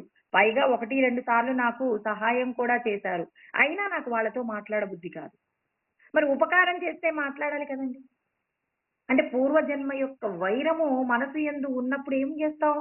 వాళ్ళు మనకు సహాయం చేస్తే సహాయం పొందుతాం కానీ, వాళ్ళతో ప్రేమగా ఉండే ప్రయత్నం మాత్రం చేయలేకపోతాం. ఎందుకంటే పుట్టుకతో వచ్చినటువంటి గుణాలున్నాయి కదా! భగవంతుడి యొక్క జ్ఞానం తెలుసుకున్నప్పుడు మనం ఏం చేస్తాం? ఓహ్! నాకు పుట్టుకతోనే పలానా వాళ్ళు వైరమని తెలిసింది కాబట్టి వాళ్ళతో నేనెప్పుడూ మాట్లాడలేదు. ఈ జన్మ ప్రయత్నం చేత అందరిలో భగవంతుడే ఉన్నారు కాబట్టి నాకందరూ ఆత్మ బంధువులే, ఆత్మ స్వరూపాలే అని చెప్పి ప్రతి ఒక్కరితో మనం ప్రేమగా ఉండే ప్రయత్నం చేయొచ్చు కదండీ! భగవంతుడి జ్ఞానం తెలుసుకుంటున్నప్పుడు మనకి నేను, నాది అనే స్వార్థం విడిపోయి అంతటా నేనే ఉన్నాననేటటువంటి భావన పదిలపడినప్పుడు మనం ఈ లోకంలో సంతోషంగా జీవించడానికి ఎన్నో రకాలుగా మనం ప్రయత్నం చేయవచ్చు. ఎంత దుర్మార్గుడినైనా మార్చడానికి మన దగ్గరున్న ఆయుధం అతనుగా ఉన్నది నువ్వే అన్నప్పుడు తనను తాను మార్చుకునే ప్రయత్నం చేస్తాం. మన శరీర భాగాలలో ఇప్పుడు కాలుకి ఏదైనా ఒక చిన్న గాయమైందనుకోండి. బాగా అయింది. దీన్ని అక్కడికి గోడ ఎక్కొద్దు అంటే ఎక్కింది. అందుకే దీనికి గాయమైందని కాలును మనం కోప్పడతామా? కోప్పడమండి. ఎందుకు కోప్పడం? ఆ కాలు నాది. ఆ కాలుకు గాయమైతే ఆ కాలుకు వచ్చేటటువంటి నొప్పి కూడా నేనే భరించాలి కాబట్టి ఆ కాలుకి వెంటనే నేనేం చేస్తాను? మందేసుకుంటాను కదా! అదే విధంగా సత్యం తెలియనంత వరకు వీడు మంచివాడు కాదు, వీడు చెడ్డవాడు అంటున్నాం. సత్యం తెలిసాక చెడ్డ పిల్లవాడిని మంచి పిల్లవాడిగా మార్చుకునే ప్రయత్నం చేస్తాం. ఇదేనండి సృష్టి యొక్క రహస్యం. అందుకే సంసారం అనేటటువంటి ఆడంబరాలు, అంధకారంతో ఉన్న సంసారము, ఈ ఆడంబరాన్ని పోగొట్టుకోండి. సత్యాన్ని తెలుసుకోండి. ముసుగు వేయబడి ఉందండి. పర్సనాలిటీ అనే పదం పర్సోనా అనేటటువంటి పదం నుంచి రావడం జరిగింది. పర్సోనా అంటే ముసుగు అంటారు. అంటే ఈ శరీరం మీద కప్పబడిన తొడుగుని చూసి ఇది నేనే అనేటటువంటి భ్రాంతిని విడిచిపెట్టండి. ఆ భ్రాంతి వీడిపోయిన మరుక్షణం మీరందరూ కూడా ప్రతి ఒక్క స్వరూపంగా మీరే ఉంటారు. అందుకే ఆత్మౌపమ్యేన సర్వత్ర సమం పశ్యతి యోర్జున సుఖం వా యది వా దుఃఖం సయోగి పరమో మతః. కాలుకు ప్రమాదం జరిగితే ఎలా అయితే మనం మందేసుకుంటున్నామో అదే విధంగా ఎవరైనా తప్పు చేస్తుంటే వాడు ఆ తప్పు చెయ్యకుండా వాడిని రక్షించే ప్రయత్నంగా మనం ఉండాలి. కానీ వీడు బాగా తప్పు చేయాలి, వీడికి శిక్ష పడాలని కోరుకోమండి. నీ పిల్లవాడు తప్పు చేస్తుంటే రక్షించే ప్రయత్నం చేస్తావా? తప్పకుండా చేస్తావు. సృష్టిలో ఇది నేను అని ఎవరినంటామంటే ఈ దేహాన్ని నేనంటాం. ఈ దేహ సంబంధమైన వాళ్ళని చూసి నా వాళ్ళంటాం. ఈ దేహ సంబంధమైన వాళ్ళని కాని వాళ్ళని చూసి పరాయి వాళ్ళంటాం. నీకు సత్యం తెలిసినప్పుడు నువ్వే అన్ని దేహాలలో ఉన్నావు కాబట్టి నిన్ను నువ్వు రక్షించుకునే ప్రయత్నంగా నువ్వు ప్రయత్నం చేస్తావు. అందుకే కృష్ణ పరమాత్మ మనందరికీ కూడా జ్ఞానబోధ చేస్తూ ఉన్నారు. అవ్యక్తాదీని భూతాని వ్యక్త మధ్యాని భారత అవ్యక్త నిధనాన్యేవ తత్రకా పరిదేవన అంటున్నారు. అంటే ఈ శరీరం పుట్టక పూర్వము మీరున్నారు. ఈ శరీరం పుట్టిన తర్వాత మీరున్నారనే సత్యం మనం ఇదివరకు తెలుసుకున్నాం. పరమాత్మ ఇప్పుడు చెప్తున్నారు. ఏమంటున్నారు? ఈ శరీరంతో మీరిప్పుడున్నారు. ఈ శరీరం పుట్టక ముందు ఏం జరిగిందో మీకు గుర్తులేదు. ఈ శరీరం పడిపోయిన తర్వాత ఏం జరుగుతుందో కూడా మీకు తెలియదు. అవును కదా? ఇప్పుడు ఈ శరీరంతో మీరున్నారు. ఈ శరీరంతో మీరు ఏ విధమైన కర్మ చెయ్యాలి అనే సత్యం తెలుసుకోకుండా ఈ శరీరమే నేను అనేటటువంటి భావనతో మీరు జీవించారే అనుకోండి. అప్పుడు ఈ దేహ సంబంధమైన విషయాలలో మీరు ఈ క్షణంలో అందేటటువంటి సుఖాల కోసం నిరంతరం ప్రయత్నం చేసి మరి ధర్మమేదో అధర్మమేదో తెలియకుండా నాకు ఈ శరీరం వచ్చింది కదా అని ఈ శరీరంతో మీకు కలిగినటువంటి ఏవైతే సుఖ దుఃఖాలున్నాయో వాటన్నింటి యందు తాదాత్మ్యత పొందుతూ సుఖమొస్తే పొంగిపోతూ దుఃఖమొస్తే కృంగిపోతూ ఈ జీవితాన్ని గడపటం పరమ పాపము. అలా కాకుండా సత్యమేదో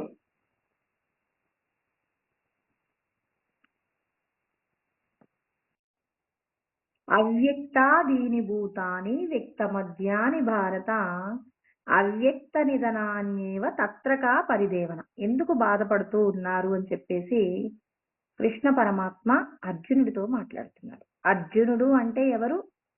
ఎవరికైతే సత్యాన్ని తెలుసుకోవాలనేటటువంటి కోరిక కలిగి ఉన్నారో వాళ్ళందరూ కూడా జ్ఞానాన్ని ఆర్జించడం కోసం సిద్ధంగా ఉన్నారు. కాబట్టి సత్య వస్తువుని తెలుసుకోవడానికి ఎవరైతే ప్రయత్నం చేస్తున్నారో వాళ్ళందరూ కూడా అర్జునుడే. అంటే మనందరము కూడా జ్ఞానార్జన అంటే జ్ఞానం అనేటటువంటి భిక్షను మనకి ఇవ్వమని ఆ పరమాత్మను అర్జిస్తూ ఉన్నాం, అంటే వేడుకుంటూ ఉన్నాం అనమాట. సత్య వస్తువు మాకేంటో తెలియచేయండి అన్నప్పుడు మీరందరూ ఈ దేహంతో చేసేటటువంటి కర్మల పట్ల జాగ్రత్తగా ఉండండి అంటున్నారు.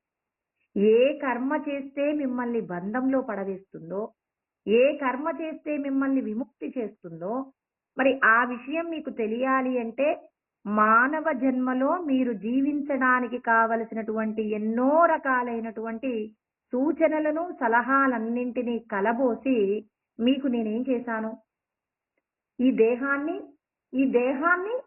ఏ విధంగా మలచాలి అనే దానికోసం భగవద్గీత అనే మాన్యువల్ కూడా మీకు ఇచ్చాను. కాబట్టి మీరందరూ శాస్త్రాన్ని ప్రామాణికంగా చేసుకొని మీరు కర్మ చేసి మిమ్మల్ని మీరు బంధంలో పడకుండా బంధములో ఉన్నటువంటి మిమ్మల్ని మీరు విడిపించుకోండి అంటున్నారు. ఇక్కడ రెండు మాటలు మాట్లాడుకున్నాం. మీరు బంధంలో పడకుండా అంటే మళ్ళీ ఇంకో శరీరం రాకుండా ఉండడానికి ప్రయత్నం చేయాలి. మొదటిది అంటే కర్మ ఫలాలను ఈశ్వరుడికి సమర్పణ చేయాలి. రెండవది మీ లోపట ఉన్న సత్య ఆత్మను శోధించండి. అంటే రెండు పనులు జరగాలండి ఒకేసారి కూడా. మనము ఎవరికైనా మంచి పనులు చేస్తున్నాం అనుకోండి, మంచి పనులు చేస్తున్నప్పుడు ఈశ్వరుడు మనకి ఏం చేస్తారు, ఆ పని వలన మనం స్వామి నాకు ఏ విధమైనటువంటి కర్మ ఫలాలు వద్దు, పుణ్యము వద్దు పాపము వద్దు స్వామి అంటుంటే భగవంతుడు ఏం చేస్తారు, నిన్ను నువ్వు తెలుసుకోవడానికి ఏదైతే అడ్డుగా ఉందో అంటే నీవు చేసిన పాపం అడ్డుగా ఉంది, ఇప్పుడు ఆ పాపాన్ని పరమాత్మ తీసేస్తూ ఉంటారు. రెండవది ఏం చేస్తూ ఉంటారు, సత్య ఆత్మను శోధించడానికి కావలసిన శక్తి కూడా నీకు అందిస్తారు. అంటే రెండు రకాలైనటువంటి చర్యలు జరుగుతున్నాయి. అంటే సత్య ఆత్మ శోధన ఖచ్చితంగా జరగాలి. అందుకే ఏం చేయాలి, బాహ్యమునందు భగవంతుడు చెప్పే జ్ఞానాన్ని తెలుసుకుంటూ ఆంతరమునందు ఉన్నటువంటి ఆత్మ యొక్క శక్తిని మనం పొందేంత వరకు కూడా అంతరంగమునందు శోధన చేస్తూ ఉన్నప్పుడు ఆ శోధన యందు మనస్సు ఏం కావాలి అంటే శూన్యం కావాలి. అంటే మనసు శూన్యం కావడము అంటే మనస్సులో ఆలోచనలన్నీ కూడా ఏమీ లేకుండా చేసుకోవాలి. ఎలా చేసుకోగలమంటే ఇప్పుడు బయట ఉన్న విషయాలను వినకుండా ఉండాలంటే మనం బయటికి వెళ్లకుండా ఉంటాం. మనం మాట్లాడకూడదు అనుకుంటే నోటితో మాట్లాడకుండా ఉంటాం. మనం బయట ఉన్న విషయాలు చూడొద్దు అనుకుంటే కళ్ళు మూసుకుంటాం. ఇదంతా జరుగుతుంది కదండి. అదే విధంగా మనం ధ్యానమునందు కూడా ఏం చేయాలి అంటే మనం చెవులున్నా చెవిటివాడిగా ఉండాలి, కళ్ళున్నా గుడ్డివాడిగా ఉండాలి, నోరున్నా మూగవాడిలాగా ఉండాలనేటటువంటి మాట పెద్దలు చెప్తూ ఉంటారు. ఇప్పుడు ఈ విషయాన్ని మనం మనస్సుకు కూడా అప్లై చేసుకోవాలి.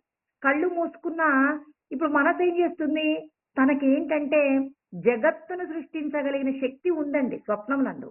అందుకే మనస్సు ఏం చేస్తుంది, ఎన్నో రకాల విషయాలన్నీ మనం ఇప్పుడు నా ఎదురుగా ఎవరు లేరండి. కానీ నా మనసు ఎన్నో రకాలైనటువంటి గతంలో జరిగిపోయిన విషయాలలో పలానా వాళ్ళని చూపిస్తుంది. అంటే నీకు నచ్చిన వాళ్ళని చూయిస్తుంది, నీకు నచ్చని వాళ్ళని చూయిస్తుంది. భవిష్యత్తులో మనం ఎలా ఉండాలో దానికి సంబంధించిన విషయాలన్నీ చూపిస్తుంది. ఇప్పుడేం చేయాలి?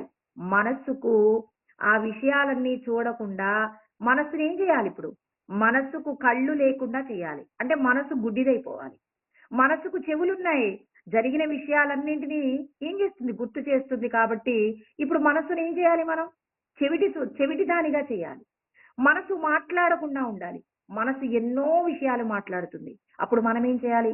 ఆ మనసు మాట్లాడేటటువంటి మాటలన్నీ మనం ఏం చేయాలి? వినకుండా మన జాగ్రత్తలో మనం ఉండాలి. అంటే ఇప్పుడు పిల్లవాడు మాట్లాడుతూ ఉన్నాడు. వాడు మాట్లాడుతూ ఉన్నాడు. ఏం చెప్తున్నాడో వాడికి అర్థం కావట్లేదు. అప్పుడు మనం పట్టించుకోకుండా ఉంటాం. ఇప్పుడు ఆ పిల్లవాడిని మనం గమనిస్తుంటాం. కానీ మనం గమనిస్తున్నాం అనే విషయం పిల్లవాడికి అర్థం కాకుండా మనం ఉంటాం. అంటే ఇక్కడ మనం ఏం చేస్తున్నాం? మనస్సు యొక్క పనితీరునంతా కూడా మనం ఏం చేయాలి? మ్యూట్‌లో పెట్టేయాలి. అంటే అది ఏ మాట చెప్పినా, ఈ విషయాన్ని చూడని చెప్పినా, ఇది విను అని చెప్పినా, ఇలా జరుగుతుందని మనల్ని గతం గురించి, భవిష్యత్తు గురించి చెప్పి ఎన్నో రకాలైనటువంటి శోకమోహాలకు గురి చేస్తుంటే, మనం ఏం చేయాలంటే మనస్సును గనక మౌనంలోకి ఉంచగలిగితే, అప్పుడేమవుతుంది? ఇప్పుడు మనం మౌనంగా ధ్యానిస్తూ మన లోపట ఉన్న సత్య ఆత్మను గనక దర్శనం చేస్తే, అందుకే నిన్న చెప్పుకున్నాం. సర్వావస్థ పరిత్యాగే శేష ఆత్మేతి కద్యతే అంటారు. అంటే మరి సమస్తమైనటువంటి విషయాలన్నింటినీ గనక మనం త్యాగం చేయకపోతే, అంటే మనం అనుభవించిన సుఖదుఖాలు, అనుభవించబోయేటటువంటి సుఖదుఖాల గురించి మనస్సు నిరంతరము శోధన చేస్తూ ఎన్నో రకాలైనటువంటి శోకము, మోహము అన్నింటినీ మనకు తెలియజేసి మనల్ని సంతోషంగానైనా ఉంచుతుంది, దుఃఖాన్నైనా కలిగిస్తుంది. వీటన్నింటి నుండి మనం బయటపడాలంటే మనం ఏం చేయాలి? ఇదంతా సత్యము కాదని మరి మనసు చెప్పే విషయాలన్నింటినీ కూడా మనం ఏం చేయాలి? వీటి పట్ల మనం ఎలా ఉండాలి? ఉదాసీనంగా, చెవులున్నప్పటికీ మనసు ఎన్ని విషయాలు చెప్తున్నా వినకుండా ఉండాలి. మనసు చూపించిన దృశ్యాలు చూడకుండా ఉండాలి. మనసు మాట మనం వినకుండా ఉన్నప్పుడు, ఇప్పుడు మనస్సు యందు మనం ఏం చేస్తున్నాం? మనసులో ఉన్న విషయాలన్నింటి పట్ల నువ్వు పట్టించుకోకుండా ఉన్నప్పుడు, ధ్యానమునందు నిన్ను నువ్వు దర్శనం చేసుకోగలుగుతావు. దర్శనం చెయ్యాలి అంటే ఇక్కడ పరమాత్మ మనకి ఏం చెప్తున్నారు? ఈ శరీరము నీకు ఉండడం ఎంత అవసరం అంటే నిన్ను నువ్వు తెలుసుకోగలిగినటువంటి గొప్ప సత్యాన్ని ఆవిష్కరించగలిగినటువంటి గొప్ప స్థితి నీకు కలుగుతుంది. ఈ శరీరమే శాశ్వతము అనుకుంటూ శరీర బంధాల మీద వ్యామోహం ఉన్నంత వరకు నిన్ను నువ్వు తెలుసుకోలేవనే సత్యం తెలియజేస్తూ ఉన్నారు పరమాత్మ. అంటే ఇక్కడ చెప్పింది ఏంటి? ఈ శరీరము ఉన్నప్పుడు నువ్వున్నావు. ఈ శరీరం లేనప్పుడు నీకేం జరిగిందో తెలియదు. రాబోతున్నటువంటి కాలంలో ఏం జరుగుతుందో కూడా నీకు తెలియదు కాబట్టి, మరి దీనికోసం ఎందుకు ఇబ్బంది పడుతున్నావు? ఏడవకు. ఇప్పుడు జరిగే దాని గురించి ఎందుకు ఏడుస్తున్నావు? అంటే మధ్యలో మాత్రమే ఉంటున్నామండి. అంటే మనం అమ్మ గర్భములోకి రాక పూర్వము మనకు తెలియదు. ఈ దేహం పడిపోయిన తర్వాత తెలియదు కాబట్టి, ఈ దేహ సంబంధమైన విషయాల పట్ల నీకెందుకు ఇంత బెంగ? నువ్వు ఈ శరీరం కాదు అనే సత్యాన్ని గుర్తు పెట్టుకో అని చెప్పేసి చెప్తున్నారు. వివేక చూడామణిలో చెప్తారండి. ఎన్నాదౌ ఎచ్చ నాస్త్యంతే యన్మధ్యే భాసమత్యసత్ అతో మిథ్యా జగత్ సర్వమితి ఇది వేదాంత డిండిమ అంటారు. వేదాంత డిండిమాలో చెప్తారండి. మరి ఏమని చెప్తారంటే, మరి ఇదే శ్లోకాన్ని చెప్తారు. కృష్ణ పరమాత్మ ఏం చెప్తారు? ఇప్పుడు నువ్వున్నావు కదా, ఈ శరీరానికి సంబంధించి నేను ఇది అనుకుంటున్నాం కదండి. మరి ఇది పుట్టక ముందు, ఇది పడిపోయిన తర్వాత కూడా లేనటువంటి సత్యం గురించి నువ్వెందుకు బాధపడుతున్నావు? అంటే ఈ సృష్టి అంతా కూడా మిథ్యయే. ఇప్పుడు మన వాళ్ళలో ఎవరైనా మరణించి ఉన్నారనుకోండి, వాళ్ళు ఉన్నప్పుడు అక్కడున్న విషయాలన్నీ అనుభూతి చెందారు. వాళ్ళు పుట్టక పూర్వము ఆ అనుభూతులేమీ తెలియదు. శరీరంతో ఉన్నప్పుడు ఆ అనుభూతులు పొందారు. శరీరం పడిపోయిన తర్వాత వాళ్ళకి ఆ అనుభూతులకు సంబంధం లేదు. మన స్థితి కూడా అంతే. మనం బ్రతికి ఉన్నప్పుడు తెలుసుకుంటున్నాం. వాళ్ళు చనిపోయిన తర్వాత ఇలా జరిగిందని మనం మాట్లాడుతున్నాం. అంటే మనం పుట్టక పూర్వం గురించిన విషయాలు మనకు తెలియదు.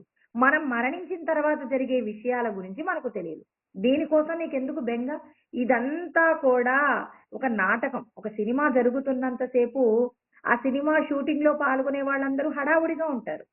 ఆ షూటింగ్ అయిపోయిన తర్వాత ఇక ఆ సినిమాకి వాళ్ళకి ఏ సంబంధం లేదండి. అదే విధంగా మనం కూడా ఈ శరీరంతో ఉన్నన్ని రోజులు వీళ్ళు నా నా ఇతను నా భర్త, వీళ్ళు నా పిల్లలు, ఇది నా కుటుంబము, ఇది నా ఇల్లు అంటాం. ఎప్పుడైతే ఈ షూటింగ్ ఈ దేహము ఒక 80 సంవత్సరాలు బ్రతికిందనుకోండి. 80 సంవత్సరాలు జరిగిన నాటకంలో నేనున్నాను.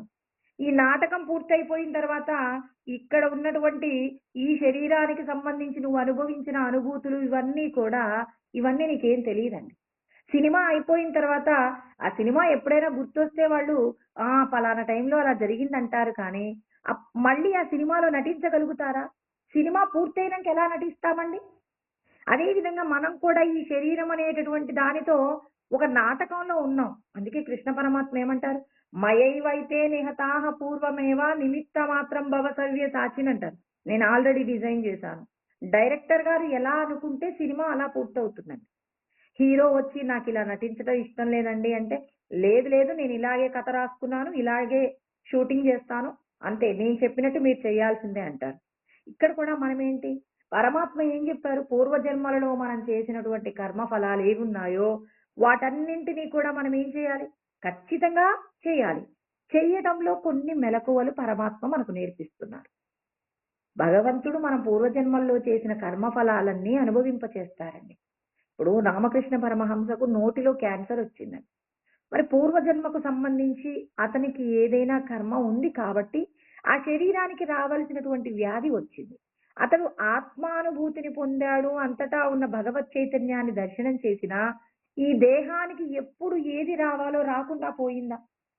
పరమాచార్యుల వారు ఒకసారి 104 జ్వరం ఉంటే కూడా చల్లటి నీళ్లతో స్నానం చేసి భగవంతుడికి సంబంధించినటువంటి పూజా క్రతువులన్నీ నిర్వహించారట.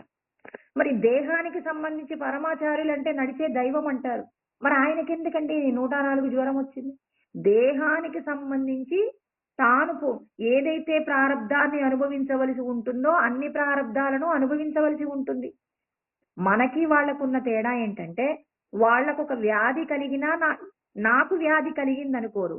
ఈ శరీరము వ్యాధిగ్రస్తమైంది అని చెప్పేసి సాక్షిగా చూస్తారు కాబట్టి దానితో తాదాత్మ్యత ఉండదు కాబట్టి దానికి సంబంధించిన దుఃఖాన్ని వీళ్ళు అనుభూతి చెందరు. రమణ మహర్షిని ఈ మాట అడిగారట, స్వామి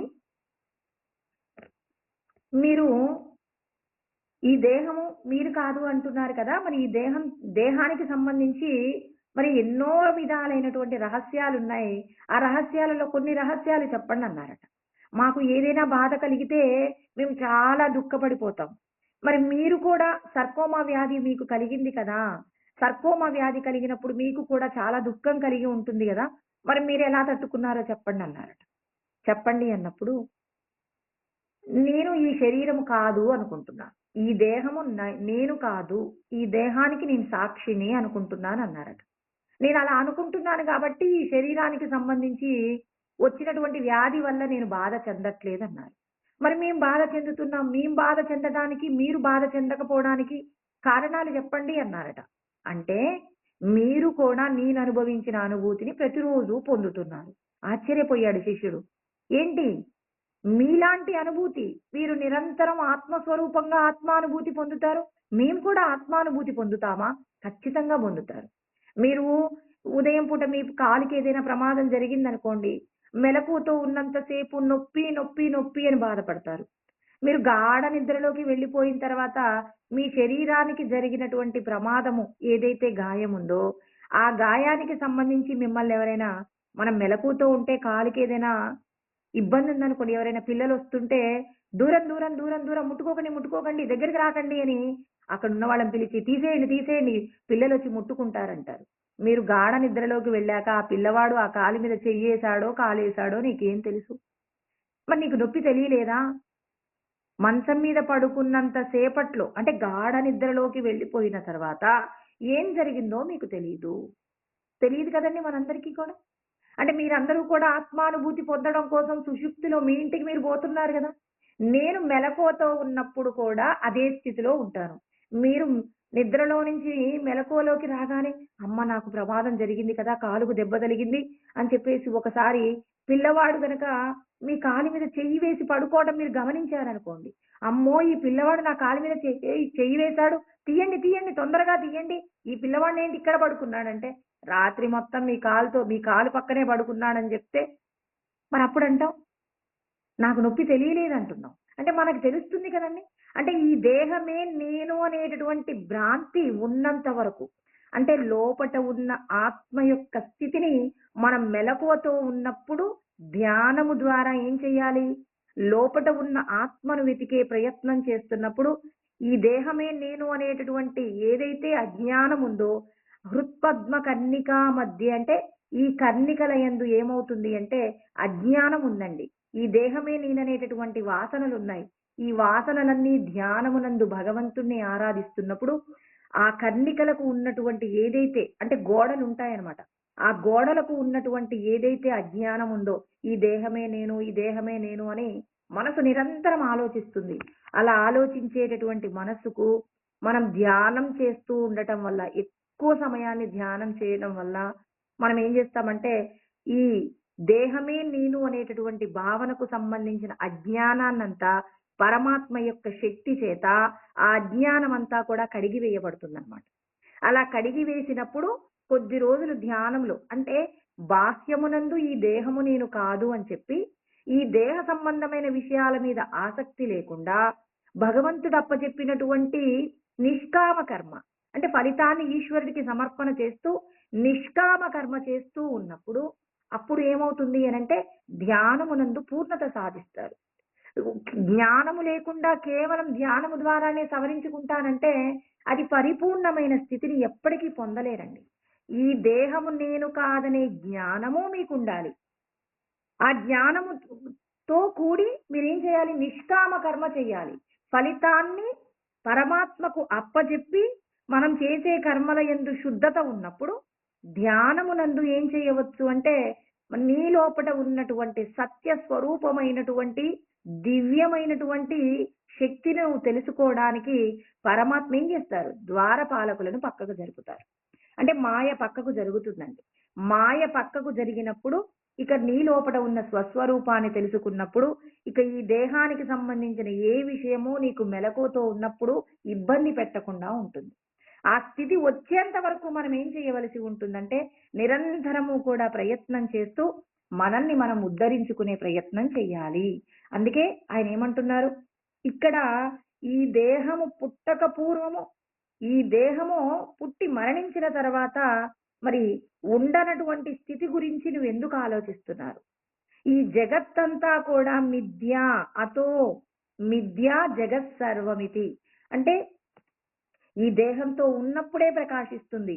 ఏదైనా సాధన చెయ్యాలన్నా, ఏదైనా మరి కలగకూడనటువంటి జన్మ కలగాలన్నా అన్నింటికీ మూలం ఈ శరీరంతో మీరు చేస్తున్న కర్మలే.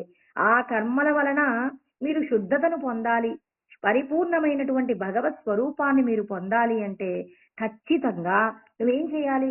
నీ స్వరూపాన్ని నువ్వు తెలుసుకోవడానికి అనుక్షణం నువ్వు ప్రయత్నం చేయాలి.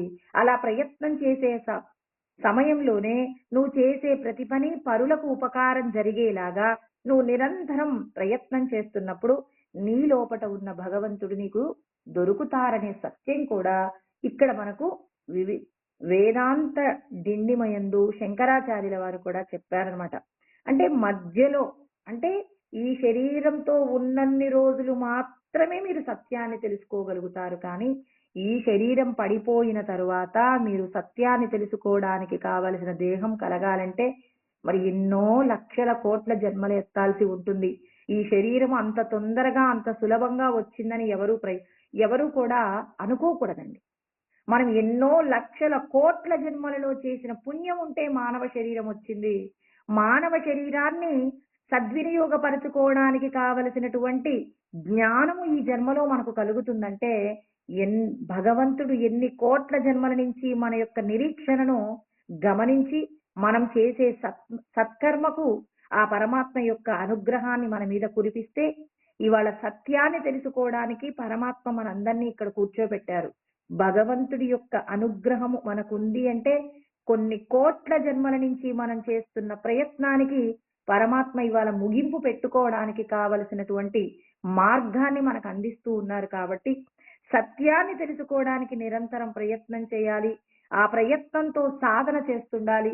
ఆ సాధన నిన్ను నువ్వు తెలుసుకోగలిగినటువంటి స్థితికి నువ్వు పొందగలిగేలాగా ఈశ్వరుడు నీకేం చేస్తున్నారు? అనుగ్రహం కలిగించారు అంటే భగవంతుడికి అనుక్షరం కృతజ్ఞతలు చెప్పుకుంటూ కొన్ని కోట్ల మంది తెలుసుకోలేనటువంటి సత్యాన్ని తెలుసుకోవడానికి భగవంతుడు ఇవాళ మనకు అనుమతినిచ్చారు.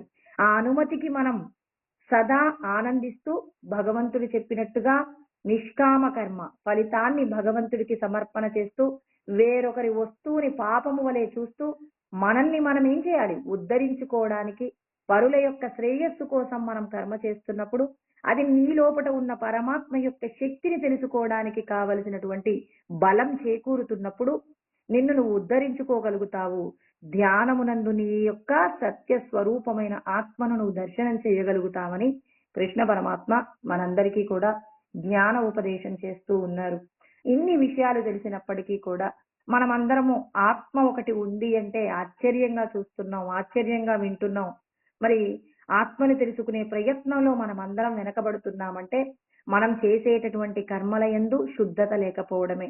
శుద్ధత ఉన్నప్పుడే నీలో ఉన్న సత్య ఆత్మను తెలుసుకోగలుగుతావని మళ్ళీ ఇంకా 2 శ్లోకాలలో నువ్వు ఆత్మగా నిలబడటానికి మళ్ళీ కొన్ని సలహాలను పరమాత్మ మనకు అందివ్వబోతున్నారు. వాటిని మళ్ళీ రేపు తెలుసుకుందామండి. ఓం సహనావవతు सहनौ भुनक्तु सह वीर्यं करवावहै तेजस्विनावधीतमस्तु मा विद्विषावहै। ओम शांति शांति शांति। ओम आप्यायन्तु ममाङ्गानि वाक्प्राणचक्षुः श्रोत्रमतो बलमिन्द्रियाणि च सर्वाणि सर्वं ब्रह्मोपनिषदम्मा अहं ब्रह्म निराकुर्याम्मा मा ब्रह्म निराकरणोद निराकरणमस्त्व निराकरणं मे अस्तु तदात्मनि निरतेया उपनिषत्सु धर्मास्ते मयि सन्तु ओम शांति शांति शांति। स्वस्ति।